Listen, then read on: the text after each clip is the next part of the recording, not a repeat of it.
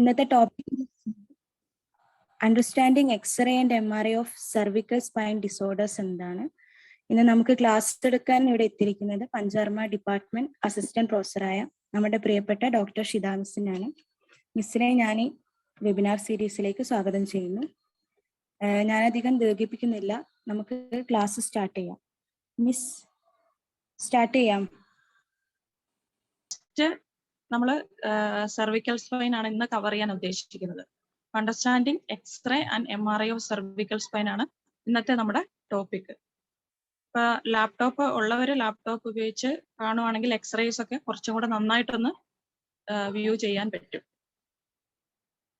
ഇപ്പൊ നമ്മൾ എക്സ്റേയിലൊക്കെ പോകുന്നതിന് മുന്നേ ആയിട്ട് നമ്മൾ ഒരു ബേസിക് അനാട്ടമി ഒന്ന് അറിഞ്ഞിരിക്കേണ്ടത് ആവശ്യമാണ്.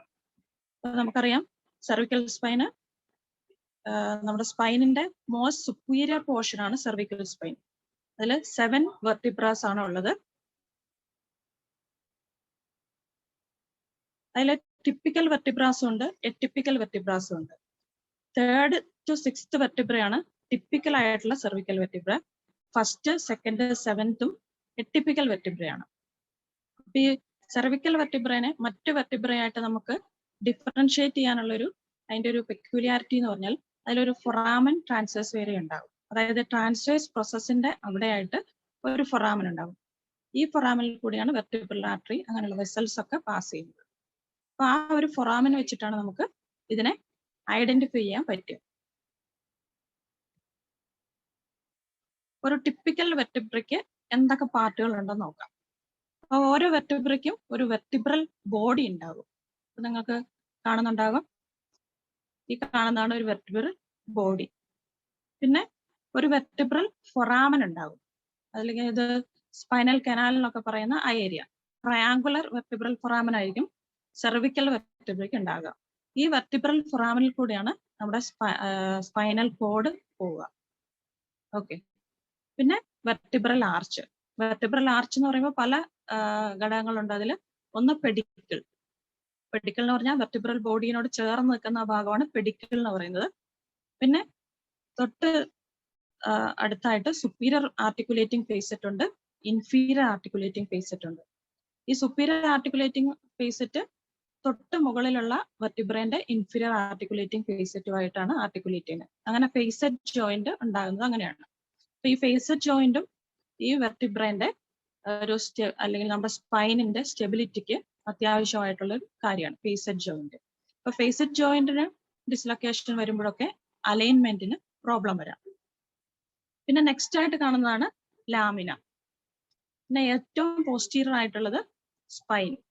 സ്പൈൻ 3rd മുതൽ 6th വെർട്ടിബ്രേന്റെ സ്പൈനിന്റെ പ്രത്യേകത എന്ന് വെച്ചാൽ സ്പൈൻ ബൈഫിഡ് ആയിരിക്കും. പക്ഷെ 7th വെർട്ടിബ്ര അതിൽ സ്പൈൻ ബൈഫിഡ് അല്ലായിരിക്കും. അപ്പൊ ഇത്രയാണ് ഒരു ടിപ്പിക്കൽ ആയിട്ടുള്ള സെർവിക്കൽ വെർട്ടിബ്രേന്റെ പ്രത്യേകത. അതോടൊപ്പം തന്നെ ഈ ട്രാൻസ്വേഴ്സ് പ്രോസസ്സിന്റെ ഭാഗത്തായിട്ട് ഒരു ഫൊറാമൻ ഉണ്ട്. അതാണ് ഫൊറാമൻ ട്രാൻസ്വേഴ്സ് വേർ എന്ന് പറയുന്നത്. അപ്പൊ ഇത്രയാണ് ടിപ്പിക്കൽ ആയിട്ടുള്ള സെർവിക്കൽ വെർട്ടിബ്രേന്റെ ഫീച്ചേഴ്സ്. ബോഡി ഉണ്ടാകും, ഒരു വെർട്ടിബ്രൽ കനാൽ അല്ലെങ്കിൽ വെർട്ടിബ്രൽ ഫൊറാമൻ ഉണ്ടാകും, വെർട്ടിബ്രൽ ആർച്ച് ഉണ്ടാകും, ബൈഫിഡ് ആയിട്ടുള്ള ഒരു സ്പൈൻ ഉണ്ട്, ട്രാൻസ്വേഴ്സ് പ്രോസസ്സിന്റെ ഭാഗത്തായിട്ട് ഒരു ട്രാൻസ്വേഴ്സ് ഫൊറാമൻ ഉണ്ട്. എല്ലാവർക്കും കേൾക്കാൻ പറ്റുന്നുണ്ടോ?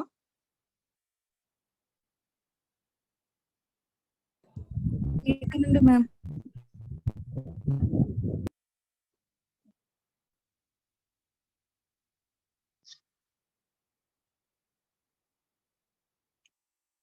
ഇനി എറ്റിപ്പിക്കൽ ആയിട്ടുള്ള വെർട്ടിബ്രാസ് നമ്മൾ മുമ്പേ പറഞ്ഞു C1, C2 ആൻഡ് C7 ആണ്. C1ഉം C2നും പ്രത്യേകം പേര് കൊടുത്ത് തന്നെ അറിയുന്നുണ്ട്. അറ്റ്ലസ് ആക്സിസ് എന്നുള്ള പേരിലാണ് അറിയുന്നത്. അപ്പൊ C1, C2ന്റെ ഷേപ്പ് ഒന്ന് ശ്രദ്ധിച്ചോ. C1 എന്ന് പറയുമ്പോൾ ഒരു സർക്കുലർ ഷേപ്പിലാണ്, 2 ലാറ്ററൽ മാസ് ഉണ്ട്. ഈ ലാറ്ററൽ ആയിട്ടുള്ള ഒരു സുപ്പീരിയർ ആർട്ടിക്കുലേറ്റിംഗ് ഫേസെറ്റ് ഉണ്ട്. ആ ഫേസെറ്റ് ആണ് നമ്മുടെ ഓക്സിപിറ്റൽ റീജിയൻ നമ്മുടെ സ്കള്ളുമായിട്ട് ആർട്ടിക്കുലേറ്റ് ചെയ്യുന്നത്. പിന്നെ C2 നോക്കുവാണെങ്കിൽ C2ന്റെ ഒരു പ്രത്യേകത എന്ന് പറഞ്ഞാൽ അതിനൊരു ഡെൻസ് എന്ന് പറഞ്ഞൊരു ഏരിയ ഉണ്ട്. ഈ ഡെൻസ് C1ല് ഒരു ആർട്ടിക്കുലേറ്റിംഗ് ഫേസെറ്റ് ഓഫ് ഡെൻസ് ഉണ്ട്. ഇത് തമ്മിൽ ഒരു ആർട്ടിക്കുലേഷൻ ഉണ്ട്. അതുകൊണ്ട് നമുക്ക് ഹെഡിന് പല രീതിയിലുള്ള റൊട്ടേഷൻ മൂവ്മെന്റ് ഒക്കെ പോസിബിൾ ആകുന്നത് ഈ ഒരു ആർട്ടിക്കുലേഷൻ കൂടി ഉള്ളതുണ്ട്. അപ്പൊ C1 C2 തമ്മിൽ ഈ സുപ്പീരിയർ ആർട്ടിക്കുലേറ്റിംഗ് ഫേസറ്റ് തമ്മിലുള്ള ഒരു ജോയിന്റും വരുന്നുണ്ട്. ഡെൻസ് ആർട്ടിക്കുലേറ്റിംഗ് ഫേസറ്റ് ഓഫ് ഡെൻസും പിന്നെ C1ന്റെ ഡെൻസും തമ്മിലുള്ള ഒരു ആർട്ടിക്കുലേഷനും കൂടെ വരുന്നുണ്ട്. ഇനി seventh cervical vertebra. Seventh cervical vertebra നമ്മൾ മുമ്പേ പറഞ്ഞായിരുന്നു. സ്പൈൻ ബൈഫഡ് അല്ല, ബാക്കിയെല്ലാം ഏകദേശം C3 മുതൽ C6 വെർട്ടിബ്ര പോലെ തന്നെയാണ് ഉള്ളത്.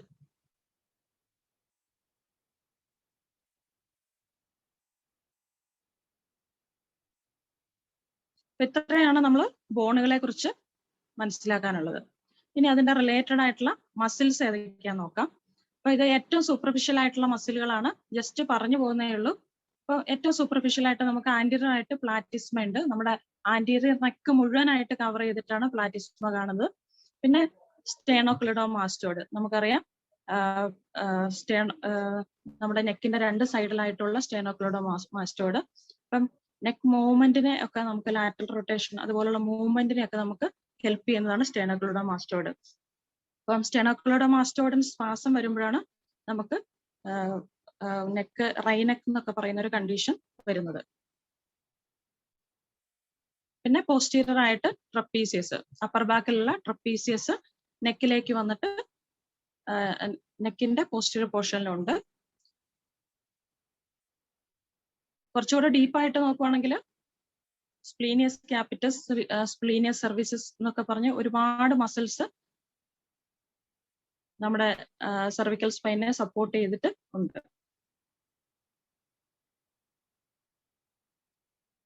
അടുത്തതായിട്ട് ലിഗമെന്റ്സ് ആണ്. നമുക്കറിയാം സ്പൈനിന്റെ സ്റ്റെബിലിറ്റിക്ക് ഏറ്റവും ഹെൽപ്പ് ചെയ്യുന്ന കാര്യങ്ങളാണ് ലിഗമെന്റ്സ്. അപ്പൊ ലിഗമെന്റ്സ് ഏതൊക്കെയാണെന്നൊന്ന് നോക്കി വെക്കണം. ലിഗമെന്റ്സ് പഠിക്കാൻ എളുപ്പമാണ്. ഒന്ന് ആന്റീരിയർ ലോഞ്ചിറ്റ്യൂഡൽ ലിഗമെന്റ്. നമ്മൾ ഈ കാണുന്ന സ്പൈനിന്റെ ഫ്രണ്ട് പോർഷനിൽ റെഡ് കളറിൽ കാണുന്നതാണ് ആന്റീരിയർ ലോഞ്ചിറ്റ്യൂഡൽ ലിഗമെന്റ്. പിന്നെ ഇതിന്റെ പോസ്റ്റീരിയർ ആയിട്ട് പോസ്റ്റീരിയർ ലോഞ്ചിറ്റ്യൂഡൽ ലിഗമെന്റ് ഉണ്ട്.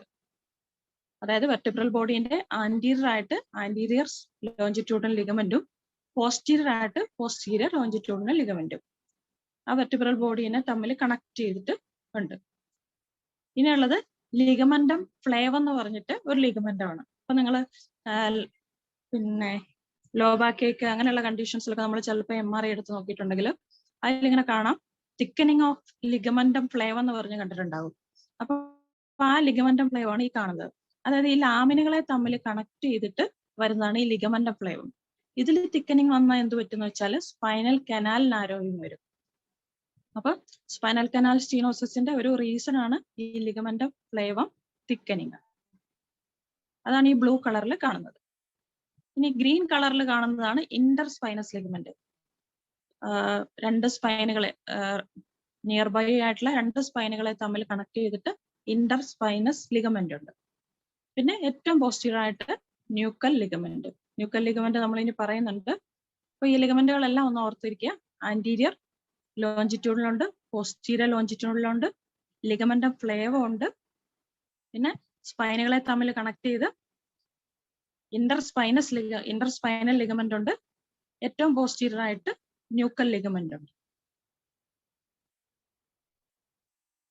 പിന്നെ അതോടൊപ്പം തന്നെ ഓർത്തിരിക്കേണ്ട ഒരു ലിഗമെന്റ് ആണ് നമ്മൾ അറ്റ്ലസ് ആക്സിസ് പഠിച്ചപ്പം ഡെൻസിന്റെ കാര്യം പഠിച്ചായിരുന്നു അല്ലേ. അപ്പൊ ട്രാൻസ്വേഴ്സ് ലിഗമെന്റ് ഓഫ് ഡെൻസ് എന്ന് പറഞ്ഞിട്ട് ഒരു ലിഗമെന്റും കൂടി ഉണ്ട്. ഈ ഡെൻസിന് ചുറ്റുമായിട്ട് ഒരു ലിഗമെന്റ് ഉണ്ട്. അപ്പം ഈ ലിഗമെന്റ് ലാക്സിറ്റി ഉണ്ടായിട്ടുണ്ടെങ്കിൽ ഈ അറ്റ്ലാന്റോ ആക്സിയൽ സബ്ലക്സേഷൻ ഒക്കെ ഉണ്ടാകാനുള്ള ഒരു സാധ്യത കൂടുതലാണ്. അപ്പൊ ട്രാൻസ്വേഴ്സ് ലിഗമെന്റ് ഓഫ് ഡെൻസ് അതും കൂടെ ഒന്ന് ഓർത്തിരിക്കുക. അപ്പൊ ഇത്രയാണ് നമ്മൾ ബോൺസിനെ കുറിച്ച് നോക്കി. മസിൽസ്, സപ്പോർട്ടിംഗ് ആയിട്ടുള്ള ലിഗമെന്റ്സ്. നമുക്കറിയാം ഇപ്പൊ സെർവിക്കൽ സ്പോണ്ടൈലോസിസ് ആണെങ്കിലും IVDP ആണെങ്കിലും അതിലൊക്കെ എപ്പോഴും കൂടെ ഒരു റൂട്ട് ഇൻവോൾവ്മെന്റ്, നെയർ റൂട്ട് ഇൻവോൾവ്മെന്റും കൂടെ കാണാറുണ്ട് അല്ലെ. അപ്പൊ നമ്മൾ ഏത് ലെവലിലാണ് ബൾജ് എന്ന് മനസ്സിലാക്കി ഏത് റൂട്ടാണ് ഇൻവോൾവ് ചെയ്തതെന്ന് നമുക്ക് അറിയേണ്ടതുണ്ട്. അപ്പൊ അതിനു വേണ്ടിയിട്ട് ഈ ഒരു റിലേഷനും കൂടെ ഒന്ന് മനസ്സിലാക്കി വെക്കണം. Relation between spinal nerves and cervical vertebra. അപ്പം സെർവിക്കൽ വെർട്ടിബ്രാസ് 1, 2, 3, 4 എന്ന് പറഞ്ഞ നമ്പർ ഇട്ട് എഴുതിയിട്ടുണ്ട്. അതിൽ കൂടെ അതിന്റെ പോസ്റ്റീരിയർ ആയിട്ട് യെല്ലോ കളറിൽ കാണുന്നതാണ് സ്പൈനൽ നെർവ്സ്. ഇപ്പൊ C1 C2 അതിൽ മാർക്ക് ചെയ്തിട്ടില്ല, C3 മുതലുള്ള നോക്കിക്കോ. ഇപ്പൊ C2 C3 ലെവലിലാണ് ഡിസ്ക് ബൾജ് എങ്കിൽ, അല്ലെങ്കിൽ എന്തെങ്കിലും പോസ്റ്റീരിയർ ഓസ്റ്റിയോഫൈറ്റ്സ് ഉണ്ടെങ്കിൽ, that will cause compression of C3 root. C3 near റൂട്ടിനാണ് കംപ്രഷൻ ഉണ്ടാക്കുക.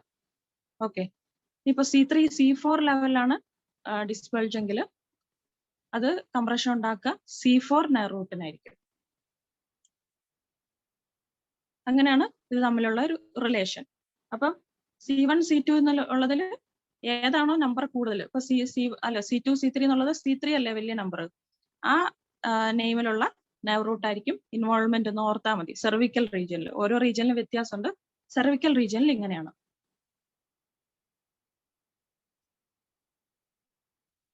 ഇനി ഇതോടൊപ്പം തന്നെ നമ്മൾ മനസ്സിലാക്കേണ്ട കാര്യം ഡെർമറ്റോംസും കൂടിയാണ്. ഡെർമറ്റോം എന്ന് പറഞ്ഞിട്ടുണ്ടെങ്കിൽ ഓരോ നെർവ് റൂട്ടും നമ്മുടെ ശരീരത്തിന്റെ ഓരോ ഭാഗത്ത് സപ്ലൈ ചെയ്യുന്നുണ്ട്. ഇപ്പം C6 ആണ് നെർവ് റൂട്ട് ഇൻവോൾവ്മെന്റ് ഉണ്ടെങ്കിൽ C6 ഡെർമറ്റോമിലായിരിക്കും നമുക്ക് പെയിന് അങ്ങനെയുള്ള അല്ലെങ്കിൽ നംനെസ് അങ്ങനെയുള്ള സെൻസേഷൻസ് ഒക്കെ ഉണ്ടാകുക. അപ്പൊ ആ ഡെർമറ്റോംസും കൂടെ നമ്മൾ നോക്കി വെക്കുക. അപ്പൊ C1 അതിനൊരു ഡെർമറ്റോം പറയുന്നില്ല, C2 മുതലാണ് ഡെർമറ്റോം പറയുന്നുള്ളൂ. C2 ആണെങ്കിൽ നമ്മുടെ പിന്നെ സ്കാൽപ്പിന്റെ സുപ്പീരിയർ പോസ്റ്ററോ സുപ്പീരിയർ ആസ്പെക്റ്റിലായിട്ടാണ് വരിക. C3 നമ്മുടെ സ്കള്ളിന്റെ ലോവർ പാർട്ടും ഇയേഴ്സും ആ ഭാഗമൊക്കെ. C4 ആകുമ്പോൾ നെക്കിന്റെ പോസ്റ്റീരിയർ പോർഷൻ. അങ്ങനെ ഓരോന്നിനും ഒരു ഡെർമറ്റോം ഉണ്ട്. അത് നമ്മൾ ഒന്ന് നോക്കി വെച്ചോണം. അപ്പൊ പേഷ്യന്റ് വന്ന് പറയുമ്പം ചിലർ പറയും ഈ ആന്റീരിയർ പോർഷൻ ഓഫ് നെക്കിന്ന് ഈ അപ്പർ ആമിലും ഫോറാമിലേക്കും അതിന്റെ ആന്റീരിയർ പോർഷനിലൂടെയാണ് വരുന്നതെന്ന് പറയുമ്പോൾ നമുക്ക് C5 ആണെന്ന് മനസ്സിലാക്കാം. അപ്പം പേഷ്യന്റ് പറയുന്ന സിംറ്റത്തിൽ തന്നെ നമുക്ക് ഏത് നെർവ് റൂട്ടാണ് ഇൻവോൾവ്മെന്റ് എന്ന് നമുക്ക് ഈ ഡെർമറ്റോം പറയുമ്പോൾ മനസ്സിലാകും. അപ്പൊ ഇത്രയാണ് നമ്മൾ ബേസിക് ആയിട്ട് മനസ്സിലാക്കേണ്ട കാര്യങ്ങൾ. ഒന്ന് നമ്മുടെ സെർവിക്കൽ ബോൺസ്, അതിനോട് അസോസിയേറ്റ് ചെയ്തിരുന്ന മസിൽസ്, ലിഗമെന്റ്സ്, സ്പൈനൽ നെർവും പിന്നെ സെർവിക്കൽ വെർട്ടിബ്രയും തമ്മിലുള്ള റിലേഷൻസ്, ഡെർമറ്റോംസ്. ഇത്രയും കാര്യങ്ങൾ നമ്മൾ ബേസിക് ആയിട്ട് മനസ്സിലാക്കിയാൽ നമുക്ക് എക്സ്റേ പഠിക്കാൻ ഈസിയാണ്. അപ്പൊ നമുക്കറിയാം എക്സ്റേ കണ്ടുപിടിച്ചത് റോൺജൻ ആണ്. 1895 എക്സ്റേ ഇൻവെന്റ് ചെയ്യുന്നത്. ഈ എക്സ്റേ എന്നുള്ള പേര് കൊടുക്കാൻ കാരണം അതിന്റെ ഒരു നേച്ചർ അൺനോൺ ആയിരുന്നു. നമ്മൾ അൺനോൺ സാധനത്തിനൊക്കെ നമ്മൾ എക്സ് എന്നാണല്ലോ പേര് കൊടുക്കുക. അങ്ങനെയാണ് എക്സ്റേ എന്നുള്ള പേര് വന്നത്. എക്സ്റേക്ക് സ്കയാഗ്രാഫ് അല്ലെ സ്കയാഗ്രാം, റേഡിയോഗ്രാഫ്, അങ്ങനെ പല പേരില് ചില ടെക്സ്റ്റുകളൊക്കെ നമ്മൾ വായിക്കുമ്പോൾ കാണാൻ സ്കയാഗ്രാം എന്ന് പറഞ്ഞ് കൊടുക്കുന്നുണ്ട്. അപ്പൊ അങ്ങനെ പല പേരില് അറിയപ്പെടുന്നുണ്ട്. ഇനി എക്സ്റേന്റെ അഡ്വാൻറ്റേജ് എന്താണെന്ന് വെച്ചിട്ടുണ്ടെങ്കിൽ ഒരു നോൺ ഇൻവേസീവ് ആണ് അല്ലെ. നമുക്കൊന്ന് കീറി മുറിച്ചൊന്നും നോക്കണ്ട, നമുക്ക് പുറമേ തന്നെ എക്സ്റേ എടുത്ത് അറിയാൻ പറ്റും. പിന്നെ മറ്റ് MRI CT അതിനൊക്കെ വെച്ച് നോക്കുമ്പോൾ ചീപ്പറാണ്. പെട്ടെന്ന് തന്നെ ഒരു ഫ്രാക്ചറോ ഡിസ്ലൊക്കേഷനോ മറ്റെന്തെങ്കിലും തരത്തിലുള്ള ബോണി പത്തോളജീസ് ഉണ്ടോ എന്ന് നമുക്ക് മനസ്സിലാക്കാൻ പറ്റും. ഇതിന്റെ ഡിസഡ്വാൻറ്റേജ് എന്താണെന്ന് വെച്ചാൽ ഇത് എപ്പോഴും ഒരു 2D ഇമേജ് ആണ്. നമുക്കൊരു 3D ഇൻഫർമേഷൻ അല്ലെങ്കിൽ ഒരു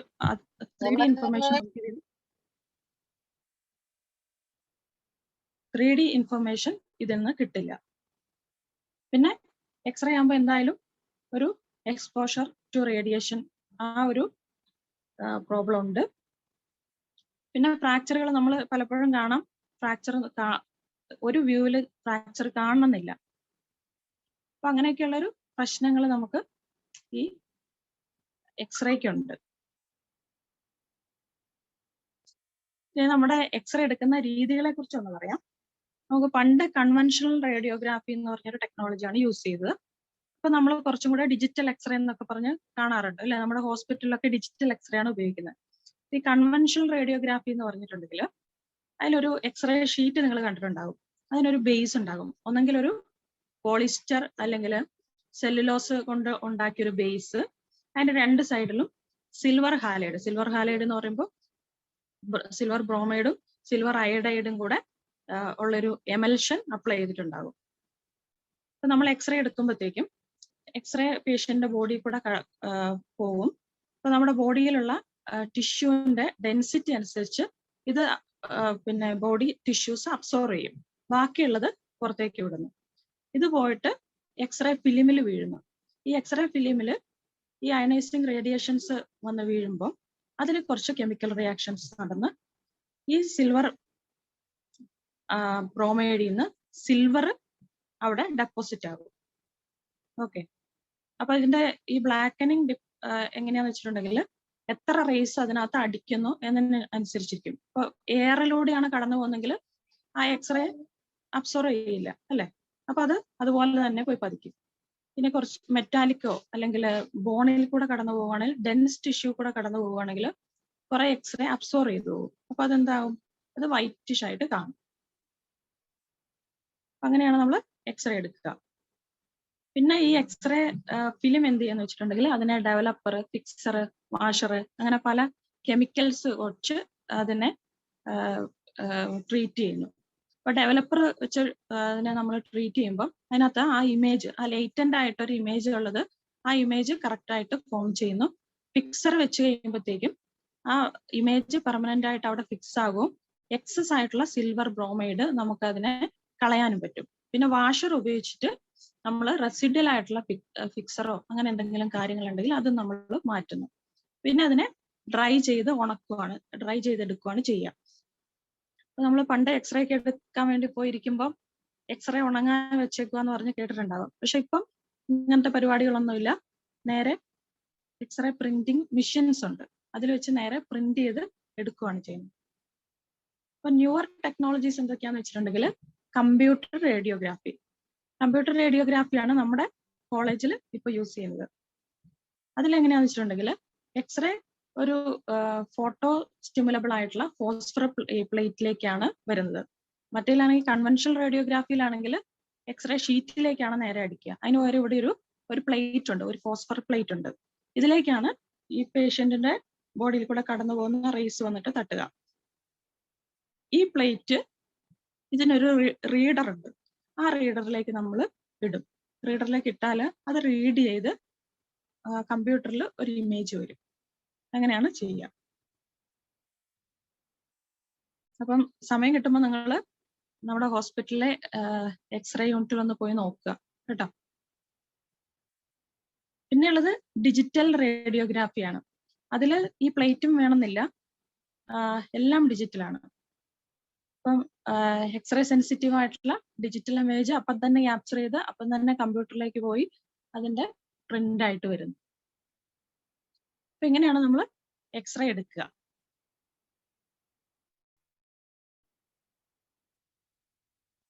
ഇനി എക്സ്റേ കുറിച്ച് മനസ്സിലാക്കുന്നതിന് മുന്നേ ആയിട്ട് നമ്മൾ എക്സ്റേയിൽ പറയുമ്പോൾ 5 ബേസിക് ഡെൻസിറ്റി പറയുന്നുണ്ട്. നമ്മൾ മുമ്പേ പറഞ്ഞു, പിന്നെ എയറിൽ കൂടെ കടന്നു പോവുകയാണെങ്കിൽ എക്സ്റേസ് അബ്സോർവ് ചെയ്യില്ല അല്ലെ, അത് അതുപോലെ പോയി പതിക്കും. അപ്പൊ അത് ബ്ലാക്കസ്റ്റ് ആയിട്ടിരിക്കും, ഏറ്റവും ബ്ലാക്ക് ആയിട്ടായിരിക്കും എയർ കാണുക. അപ്പൊ നമ്മളൊരു ചെസ്റ്റ് എക്സ്റേ ഒക്കെ നോക്കുവാണെങ്കിൽ ലങ് ഫീൽഡ് ബ്ലാക്ക് ആയിട്ട് കാണും. അതുപോലെ ഇനി ഫാറ്റ് ആണെങ്കിൽ കുറച്ചൊരു ഗ്രേ ആയിരിക്കും.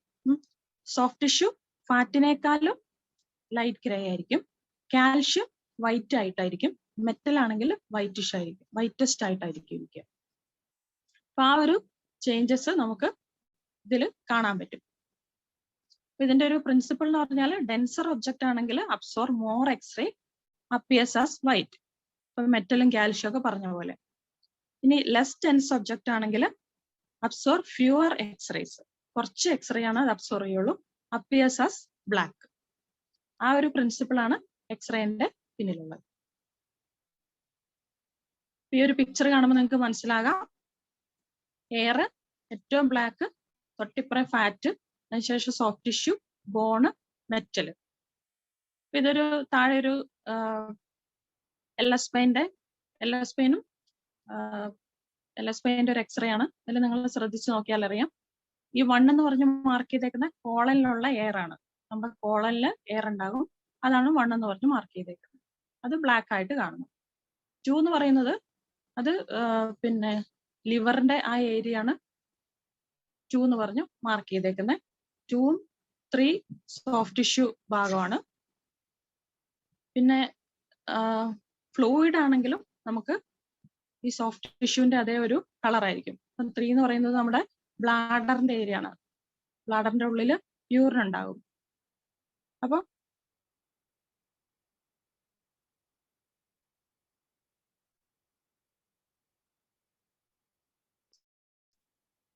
ആ ഒരു ഏരിയ. പിന്നെ 4 കാണിക്കുന്നത് ബോണും, 5 അതിലൊരു മെറ്റാലിക് ഒരു പീസ് കാണുന്നുണ്ട്. അപ്പൊ അങ്ങനെയായിരിക്കും ഇതിന്റെ ഡെൻസിറ്റി നമുക്ക് കാണുക.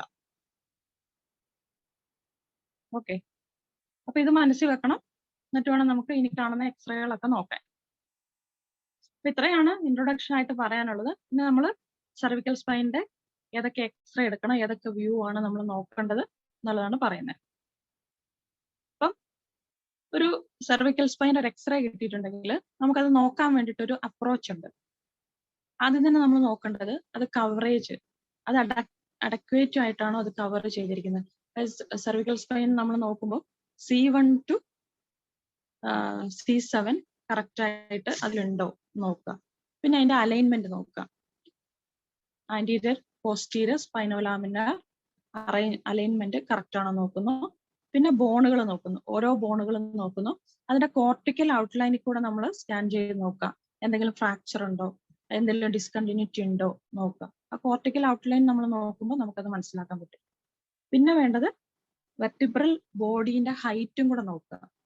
ചില കണ്ടീഷൻസിൽ ഉണ്ടാകും വെർട്ടിബ്രൽ ബോഡി ഹൈറ്റ് കൊളാപ്സ്ഡ് ആയിട്ടുള്ള കണ്ടീഷൻസ് ഉണ്ടാകും.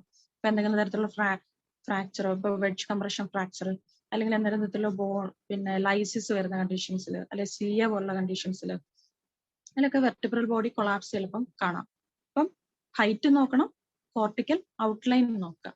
പിന്നെ സ്പേസിങ് നോക്കുക. സ്പേസിങ് എന്തിനാന്ന് വെച്ചാൽ ഓരോ വെർട്ടിബ്രയും തമ്മിലുള്ള സ്പേസ്, അവിടെയാണ് ഡിസ്ക് ഉള്ളത്. പിന്നെ സ്പൈനസ് പ്രോസസ് തമ്മിലുള്ള സ്പേസ്, അതെല്ലാം അപ്രോക്സിമേറ്റ്ലി ഈക്വൽ ആയിരിക്കും. ഓക്കെ, അപ്പൊ ആ ഒരു സ്പേസ് നോക്കിക്കൊള്ളുക. പിന്നെ കർവേച്ചർ എന്ന് പറഞ്ഞാൽ നോർമലി സെർവിക്കൽ സ്പൈൻ ആന്റീരിയർലി കോൺവെക്സ് ആയിരിക്കും. ആ ഒരു കർവേച്ചർ മെയിൻറ്റെയിൻ ചെയ്യുന്നുണ്ടോ എന്ന് കൂടെ നോക്കുക. പിന്നെ ചുറ്റുപാടും സോഫ്റ്റ് ടിഷ്യൂസ് ഉണ്ടാകും അല്ലെ. നമ്മുടെ സെർവിക്കൽ സ്പൈനിന്റെ മുന്നേ ആയിട്ട് പിന്നെ ട്രക്കിയ ഉണ്ടാകും, ഫാരിങ്സ് ഉണ്ടാകും, ലാരിങ്സ് ഉണ്ടാകും. ആ ഏരിയ ഭാഗങ്ങളെല്ലാം നമ്മൾ നോക്കിക്കൊള്ളുക. പിന്നെ എഡ്ജ് ഓഫ് ഇമേജ് എന്ന് പറയും. ഇപ്പൊ നമ്മളൊരു എക്സ്റേ ആണ് എടുക്കാൻ ഉദ്ദേശിച്ചെങ്കിലും ഒരു APV ഓഫ് സെർവിക്കൽ സ്പൈൻ ആണ് എടുക്കാൻ ഉദ്ദേശിക്കുന്നതെങ്കിലും ചിലപ്പോൾ വല്ല സെർവിക്കൽ റിബോ അല്ലെങ്കിൽ ലങ്സിന്റെ അപ്പക്സിലുള്ള എന്തെങ്കിലും പാത്തോളജീസോ അങ്ങനെയുള്ളതൊക്കെ നമുക്ക് ചിലപ്പം കൂടെ കിട്ടിയെന്നിരിക്കാം. അപ്പൊ ആ ഒരു എക്സ്റേ ഒന്നെങ്കിൽ നമുക്ക് സെൻട്രൽ ടു പെരിഫറി സ്കാൻ ചെയ്യുക, അല്ലെങ്കിൽ റൈറ്റ് ടു ലെഫ്റ്റ് സ്കാൻ ചെയ്യുക. ആ കിട്ടുന്ന എക്സ്റേ ഫുള്ളായിട്ട് നമ്മൾ കവർ ചെയ്തിരിക്കണം കേട്ടോ. ഒന്നെങ്കിൽ ലെഫ്റ്റ് ടു റൈറ്റ് ഫുള്ളായിട്ട് കവർ ചെയ്ത് വരിക, അല്ലെങ്കിൽ സെന്റർ ടു പെരിഫറി. എങ്ങനെയാന്ന് വെച്ചാൽ നമ്മൾ ആ കിട്ടുന്ന ഫിലിം ഫുള്ളായിട്ട് സ്കാൻ ചെയ്തിരിക്കണം. ഇനി സെർവിക്കൽ സ്പൈനിലെ സ്റ്റാൻഡേർഡ് വ്യൂസ് ഏതൊക്കെയാണ്? നമുക്ക് പ്രധാനമായിട്ട് ഏറ്റവും കൂടുതൽ ഇൻഫർമേഷൻ കിട്ടുന്നത് ലാറ്ററൽ വ്യൂ ആണ്. ലാറ്ററൽ വ്യൂ ആണ് നമ്മൾ കൂടുതൽ പിന്നെ എടുക്കുക. പിന്നെ ഉള്ളത് AP വ്യൂ, പിന്നെ ഒഡന്റോയിഡ് പെഗ് വ്യൂ അല്ലെങ്കിൽ ഓപ്പൺ മൗത്ത് വ്യൂ എന്ന് പറഞ്ഞിട്ട് ഒരു വ്യൂ ഉണ്ട്. ഇതൊക്കെ നമ്മൾ ഡീറ്റെയിൽ ആയിട്ട് പറയും.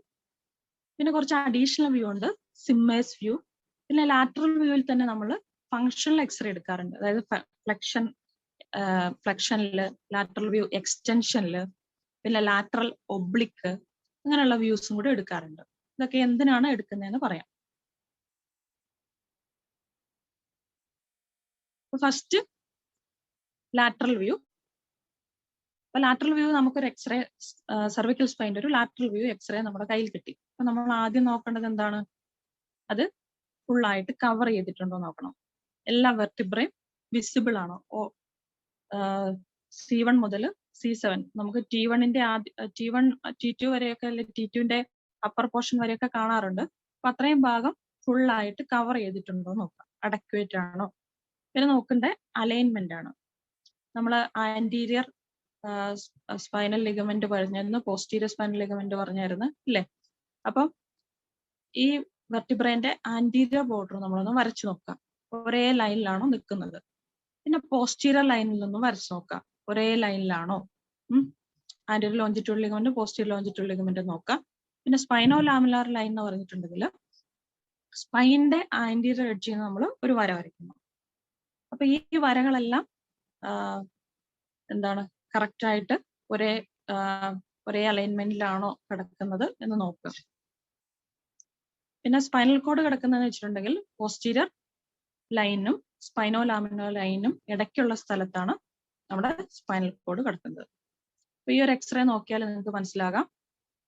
അപ്പൊ അതില് ഗ്രീൻ കളറിൽ കാണുന്നതാണ് നമ്മൾ പറഞ്ഞ ആന്റീരിയർ ലൈൻ. ആന്റീരിയർ ലൈൻ കണ്ടല്ലോ, ഗ്രീൻ കളറിൽ നമ്മൾ വെർട്ടിബ്രൽ ബോഡിന്റെ ആന്റീരിയർ എഡ്ജിനെ തമ്മിൽ കണക്ട് ചെയ്ത് നമ്മളൊന്ന് വരച്ചു നോക്കുന്നു. എല്ലാം ഒരേ ലൈനിൽ തന്നെയാണോ, ഏതെങ്കിലും മുന്നോട്ട് തള്ളിയിട്ടുണ്ടോ, പുറകോട്ട് തള്ളിയിട്ടുണ്ടോ, alignment correct, anterior alignment correct ആണോ നോക്കുന്നു. നെക്സ്റ്റ് നോക്കുന്നത് പോസ്റ്റീരിയർ അലൈൻമെന്റ് ആണ്. അത് നമ്മൾ വെർട്ടിബ്രൽ ബോഡിന്റെ പോസ്റ്റീരിയർ എഡ്ജിനെ തമ്മിൽ കണക്ട് ചെയ്ത് നമ്മൾ താഴോട്ട് വരും. പിന്നെ നമ്മൾ മുമ്പേ പറഞ്ഞ പോലെ സ്പൈനോ ലാമിലാർ ലൈൻ, അത് സ്പൈനിന്റെ ആന്റീരിയർ പാർട്ടിനെ തമ്മിൽ കണക്ട് ചെയ്തിട്ട് വരയ്ക്കുന്നു. അപ്പൊ ഇതെല്ലാം ഒരു ലൈനായിട്ട് നമുക്ക് വരയ്ക്കാൻ പറ്റുന്നുണ്ടെങ്കിൽ അത് അതിന്റെ അലൈൻമെന്റ് നമുക്ക് കറക്റ്റ് ആണെന്ന് മനസ്സിലാക്കാൻ പറ്റും. ഓക്കെ. പിന്നെ നമ്മൾ വെർട്ടിബ്രേസിനെ നമുക്ക് കൗണ്ട് ചെയ്യാൻ പറ്റും. ഇതാണ് C1, ആദ്യം കാണുന്നത് C1, ആദ്യത്തെ ആ സ്പൈനസ് പ്രോസസ് ഇല്ലേ, അത് C1. തൊട്ട് താഴെ C2, C3, C4, C5, C6, C7. ഈ കാണുന്നത് T1 ആണ്. T2ന്റെ അപ്പർ പോർഷനും കൂടെ ഇതിൽ കാണുന്നുണ്ട്. പിന്നെ സ്പൈനൽ കോഡിൽ ഉള്ള പോർഷനും കൂടെ കാണുന്നുണ്ട്. പോസ്റ്റീരിയർ ലൈനും സ്പൈനോ ലാമിനാർ ലൈനും കൂടെ ഇടയ്ക്കുള്ള സ്പേസിലാണ് സ്പൈനൽ കോഡ് കാണുക. ഓക്കെ. അപ്പൊ ഇത്രയും മനസ്സിലായല്ലോ നമ്മൾ അലൈൻമെന്റ് നോക്കുന്നത്. അപ്പൊ ഈ അലൈൻമെന്റ് കറക്റ്റ് ആണെന്ന് ഫസ്റ്റ് തന്നെ നോക്കുന്നു. പിന്നെ നമ്മൾ മുമ്പേ പറഞ്ഞ പോലെ ബോണ് കോർട്ടിക്കൽ മാർജിൻ നോക്കുക. ഓരോ ബോണിന്റെയും കോർട്ടിക്കൽ മാർജിൻ നോക്കുക. ആ കോർട്ടിക്കൽ ഔട്ട്ലൈൻ നോക്കിയിട്ട് അതിൽ എന്തെങ്കിലും ഡിസ്കണ്ടിന്യൂറ്റി ഉണ്ടോ, എല്ലാ വെർട്ടിബ്രൽ ബോഡിന്റെ ഹൈറ്റ് ഒരുപോലെയാണോ, വെർട്ടിബ്രൽ ബോഡിന്റെ ഹൈറ്റ് കുറവുണ്ടോ, അങ്ങനെയുള്ള കാര്യങ്ങളൊക്കെ നമ്മൾ ഇതിൽ നോക്കുക. പിന്നെ ഡിസ്പേസ് പിന്നെ ഏകദേശം ഈക്വൽ ആയിട്ടാണ് ഡിസ്പേസ് കാണുക. പിന്നെ അതുപോലെ തന്നെ നമുക്ക് സോഫ്റ്റ് ടിഷ്യൂസ് പറഞ്ഞായിരുന്നു, പ്രീ വെർട്ടിബ്രൽ സോഫ്റ്റ് ടിഷ്യൂസ് കാണും. എബോവ് C4 ആണെങ്കിൽ ആ pre vertebral soft tissue 1/3 of vertebral body width ആയിരിക്കും. വെർട്ടിബ്രൽ ബോഡി വിഡ്ത്തിന്റെ 1/3 സൈസേ ഉണ്ടാവുള്ളൂ എബോവ് C4. ബിലോ C4 ആണെങ്കിൽ വെർട്ടിബ്രൽ ബോഡി ഹൈറ്റിന് അല്ലെങ്കിൽ വിഡ്ത്തിന് ഈക്വൽ ആയിരിക്കും.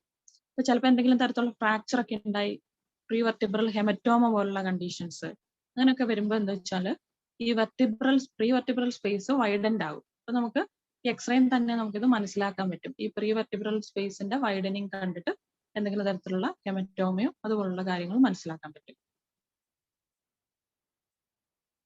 അപ്പൊ നെക്സ്റ്റ് എക്സ്റേ നോക്കുമ്പോൾ അറിയാം, ഓരോന്നിന്റെ ഡിസ്പേസ് നോക്കുന്നു. ഡിസ്പേസ് ഈ ബ്ലൂ കളറിൽ മാർക്ക് ചെയ്തേക്കുന്നതാണ് ഡിസ്പേസ്. അപ്പൊ ഡിസ്പേസ് ഈക്വൽ ആണോ നോക്കുന്നു. പിന്നെ ഈ ഒരു സ്റ്റാർ മാർക്കിംഗ് കാണുന്നുണ്ടല്ലോ, അതാണ് പ്രീ വെർട്ടിബ്രൽ സ്പേസ്. അപ്പൊ C1 to C4 എന്ന് പറയുന്നത് വെർട്ടിബ്രൽ വിഡ്ത്തിന്റെ 1/3 ഉണ്ടാകുള്ളൂ. താഴോട്ടാകുമ്പോൾ ആ വെർട്ടിബ്രൽ വിഡ്ത്തിന്റെ ഈക്വൽ ആയിരിക്കും. കണ്ടില്ലേ, അപ്പർ പാർട്ടിൽ കുറവാണ് പ്രീ വെർട്ടിബ്രൽ സ്പേസ്, ലോവർ പാർട്ടിൽ കുറച്ചുകൂടെ വൈഡൻഡ് ആണ്. പിന്നെ നമുക്ക് കാണാവുന്ന വിൻ പൈപ്പ് അല്ലെങ്കിൽ ട്രക്കിയനെ നമുക്ക് ഇതിനകത്ത് കാണാൻ പറ്റും. ഓക്കെ. പിന്നെ ഹയോയിഡ് ബോൺ. ഓക്കെ. അങ്ങനെയുള്ള ബാക്കി വിസിബിൾ സ്ട്രക്ചേഴ്സും കൂടെ നമ്മൾ നോക്കിക്കോണം. അപ്പൊ അലൈൻമെന്റ് നോക്കി, ഓരോ ബോണിന്റെയും കോർട്ടിക്കൽ മാർജിനിലൂടെ നോക്കി, ഡിസ്പേസ് നോക്കി, സോഫ്റ്റ് ടിഷ്യൂസ് നോക്കി, പ്രീ വെർട്ടിബ്രൽ ആയിട്ടുള്ള സ്പേസ്, ട്രക്കിയ, ഫാരിങ്സ്, അപ്പർ പോർഷനിലേക്ക് നമുക്ക് നോക്കുകയാണെങ്കിൽ ഫാരിങ്സിന്റെ ആ ഏരിയ കാണാൻ പറ്റും. അപ്പൊ അങ്ങനെയുള്ള ഏരിയാസ് എല്ലാം നമ്മൾ കവർ ചെയ്യും. അപ്പൊ ഇത്രയാണ് നമ്മൾ ലാറ്ററൽ ഇമേജിൽ നമ്മൾ ശ്രദ്ധിക്കേണ്ടത്. അലൈൻമെന്റ് ഓരോ വെർട്ടിബ്രയെ നമ്മൾ കൗണ്ട് ചെയ്യുക, ഡിസ്പേസ് നോക്കുക, കോർട്ടിക്കൽ മാർജിനിലൂടെ നോക്കുക, ഹൈറ്റ് ഡിഫറൻസ് ഉണ്ടോ നോക്കുക, സോഫ്റ്റ് ടിഷ്യൂസ് നോക്കുക. അത്രയും പ്രധാനമായിട്ട് നോക്കുക. ഇനി ഒരു കാര്യം കൂടെ നമ്മൾ ശ്രദ്ധിക്കേണ്ടത്, റിംഗ് ഓഫ് C2 എന്ന് പറഞ്ഞിട്ട് ഒന്നുണ്ട്. അതായത് ഈ അറ്റ്ലസ് ആക്സിസ് ഉണ്ടല്ലോ, ആക്സിസിന്റെ നമ്മൾ ലാറ്ററൽ വ്യൂ ശ്രദ്ധിച്ചു നോക്കുകയാണെങ്കിൽ അവിടെ ഒരു റൗണ്ടഡ് ആയിട്ടുള്ള അല്ലെങ്കിൽ ഒരു റിങ് പോലെ നമുക്ക് കാണാൻ പറ്റും, ഒരു കോർട്ടിക്കൽ റിങ് കാണാൻ പറ്റും. അത് എന്തിനാ നോക്കുന്നതെന്ന് വെച്ചാൽ ചിലപ്പോൾ C2 ഫ്രാക്ചർ ഒക്കെ ഉണ്ടെങ്കിൽ ഈ റിങ്ങിൽ ഡിസ്റ്റോർട്ടഡ് ആകും, അല്ലെങ്കിൽ റിങ്ങിൽ ഒരു സ്റ്റെപ്പ് പോലെയൊക്കെ കാണാൻ പറ്റും. അപ്പൊ ആ ഒരു ഏരിയയും കൂടെ നമ്മളൊന്ന് ശ്രദ്ധിച്ചോണം. ഇപ്പൊ ഫസ്റ്റ് ഇമേജിൽ കണ്ടോ, ഇത് C1, ഇത് C2. ഈ കാണുന്ന കണ്ടോ ഒരു കോർട്ടിക്കൽ റിങ് കണ്ടില്ലേ, ഇതാണ് ആ റിങ്, കോർട്ടിക്കൽ റിങ്, അല്ലെ റിംഗ് ഓഫ് C2 എന്ന് പറയും, റിംഗ് ഓഫ് C2. അപ്പൊ എന്തെങ്കിലും തരത്തിലുള്ള C2വിന്റെ ഫ്രാക്ചർ ഉണ്ടെങ്കിൽ ഈ റിങ് ഡിസ്റ്റോർട്ടഡ് ആയിരിക്കും. അപ്പൊ അതിൽ നമുക്ക് മനസ്സിലാക്കാൻ പറ്റും.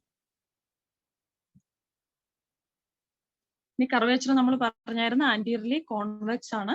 ലോസ് ഓഫ് കർവേച്ചർ എന്ന് പറഞ്ഞാൽ ഒന്നെങ്കിൽ അത് എന്തെങ്കിലും ഡീജനറേറ്റീവ് പ്രോസസ്സിനോട് അനുബന്ധമായിട്ടായിരിക്കാം, അല്ലെങ്കിൽ ആംഗിലോസിംഗ് പോലുള്ള കണ്ടീഷൻസിൽ, ആംഗിലോസിംഗ് നമ്മൾ വരുന്നുണ്ട്, ആംഗിലോസിംഗിൽ ഇതുപോലെ ലോസ് ഓഫ് കർവേച്ചർ വരാം.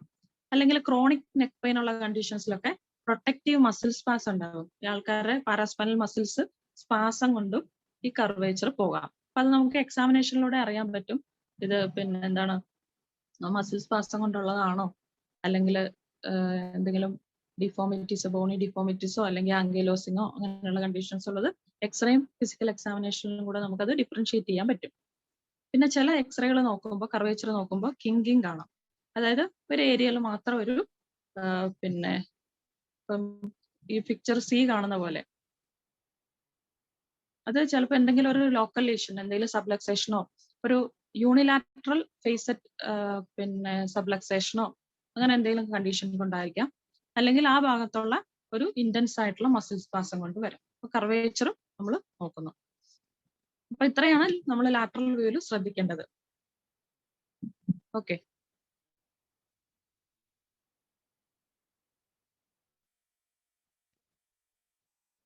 നമ്മൾ AP വ്യൂവിലേക്ക് പോവുകയാണ്. AP വ്യൂ എന്ന് പറഞ്ഞാൽ കുറച്ചൊരു കോംപ്ലിക്കേറ്റഡ് ആയിട്ടുള്ള വ്യൂ ആണ്.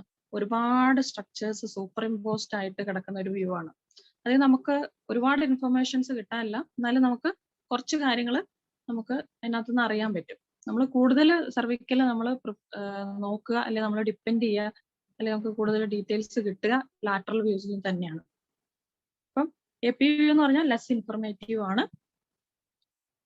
അത് കവർ ചെയ്യുന്ന പിന്നെ കവറേജ് നമ്മൾ പിന്നെ ഹോൾ സെർവിക്കൽ സ്പൈൻ തന്നെ കവർ ചെയ്യും, പിന്നെ അപ്പർ പാർട്ട് ഓഫ് തൊറാസിക് സ്പൈനും കൂടെ കവർ ചെയ്യും. ഇതിൽ നമ്മൾ അലൈൻമെന്റ് നോക്കുന്നത് ലാറ്ററൽ ബോർഡർ, രണ്ട് ലാറ്ററൽ ബോർഡർ നമ്മൾ പിന്നെ വരച്ച് നോക്കുക, അലൈൻമെന്റ് കറക്റ്റ് ആണോ, അല്ലെങ്കിൽ സൈഡിലേക്ക് ഡിസ്പ്ലേസ്മെന്റ് ഉണ്ടോ നോക്കുക. പിന്നെ ഫ്രാക്ചറോ അങ്ങനെയുള്ള കാര്യങ്ങളൊന്നും നമുക്ക് ഇതിനകത്ത് വിസിബിൾ ആയിട്ട് കിട്ടില്ല, കിട്ടാൻ ബുദ്ധിമുട്ടാണ്. പിന്നെ നമുക്ക് നോക്കാവുന്ന സ്പൈനസ് പ്രോസസ്സ് തമ്മിലുള്ള സ്പേസിങ് കറക്റ്റ് ആയിട്ടുണ്ടോ നോക്കാം. മറ്റ് സറൗണ്ടിങ് ആയിട്ടുള്ള സോഫ്റ്റ് ടിഷ്യൂസ് ഒക്കെ നമുക്കൊന്ന് നോക്കാം. അത്രയാണ് നമുക്ക് AP വ്യൂവിൽ പ്രധാനമായിട്ട് കിട്ടുക. അപ്പൊ നിങ്ങൾ കാണുന്നുണ്ടാകും, ഇവിടെ സ്കള്ള് കാണുന്നുണ്ട് അല്ലെ. പിന്നെ C4 മുതലാണ് നമുക്ക് ഈ വ്യൂവിൽ കറക്റ്റ് ആയിട്ട് കാണാൻ പറ്റുക. C4, C5, C6, C7. പിന്നെ ലാറ്ററൽ, രണ്ട് ലാറ്ററൽ സൈഡ് നമ്മൾ വരച്ചു നോക്കുക, ലാറ്ററൽ അലൈൻമെന്റ് കറക്റ്റ് ആണോ നോക്കുക. പിന്നെ സ്പൈനസ് പ്രോസസ്സ് തമ്മിലുള്ള ആ ഒരു സ്പേസിങ്ങും കറക്റ്റ് ആയിട്ടുണ്ടോ നോക്കുക. ഓക്കെ, പിന്നെ ഇത് ഈ AP വ്യൂവിലാണ് നമുക്ക് സെർവിക്കൽ റിബോ അങ്ങനെയുള്ള കാര്യങ്ങളൊക്കെ AP വ്യൂവിലാണ് കാണാൻ പറ്റുക. ഈ ഒരു പിക്ചറും കൂടെ നോക്കിയാൽ അറിയാൻ പറ്റും. C4 vertebral body, C5 vertebral body, C6, C7, T1. പിന്നെ ഇതിലൊരു പ്രത്യേകത എന്ന് വെച്ചാൽ നമുക്ക് ട്രക്കിയ സെൻട്രൽ ആണോ അല്ലേ എന്നുള്ളത് ഈ എക്സ്റേ കാണുമ്പോൾ നമുക്ക് മനസ്സിലാക്കാൻ പറ്റും. ട്രക്കിയ ഇപ്പൊ ചിലപ്പോൾ എന്തെങ്കിലും തരത്തിലുള്ള ലീഷൻസ് ഉണ്ടെങ്കിൽ നെക്കില്, ഇപ്പം പിന്നെ എന്താണ് തൈറോയ്ഡ് ഗ്ലാൻഡിന്റെ എന്തെങ്കിലും തരത്തിലുള്ള പിന്നെന്താണ് ഗോയിറ്റർ പോലുള്ള കണ്ടീഷൻസോ അങ്ങനെയുള്ളത് എന്തെങ്കിലും കൊണ്ട് നമ്മുടെ ട്രക്കിയ ഷിഫ്റ്റ് ആയിട്ടുണ്ടെങ്കിൽ അത് നമുക്ക് ഇതിനകത്ത് കാണാൻ പറ്റും. ഈ എക്സ്റേയിൽ സെൻട്രൽ ആയിട്ട് തന്നെ ഒരു ബ്ലാക്ക് മാർക്ക് കാണുന്നുണ്ടല്ലോ, അതാണ് ട്രക്കിയന്റെ ഷാഡോ. ഓക്കെ,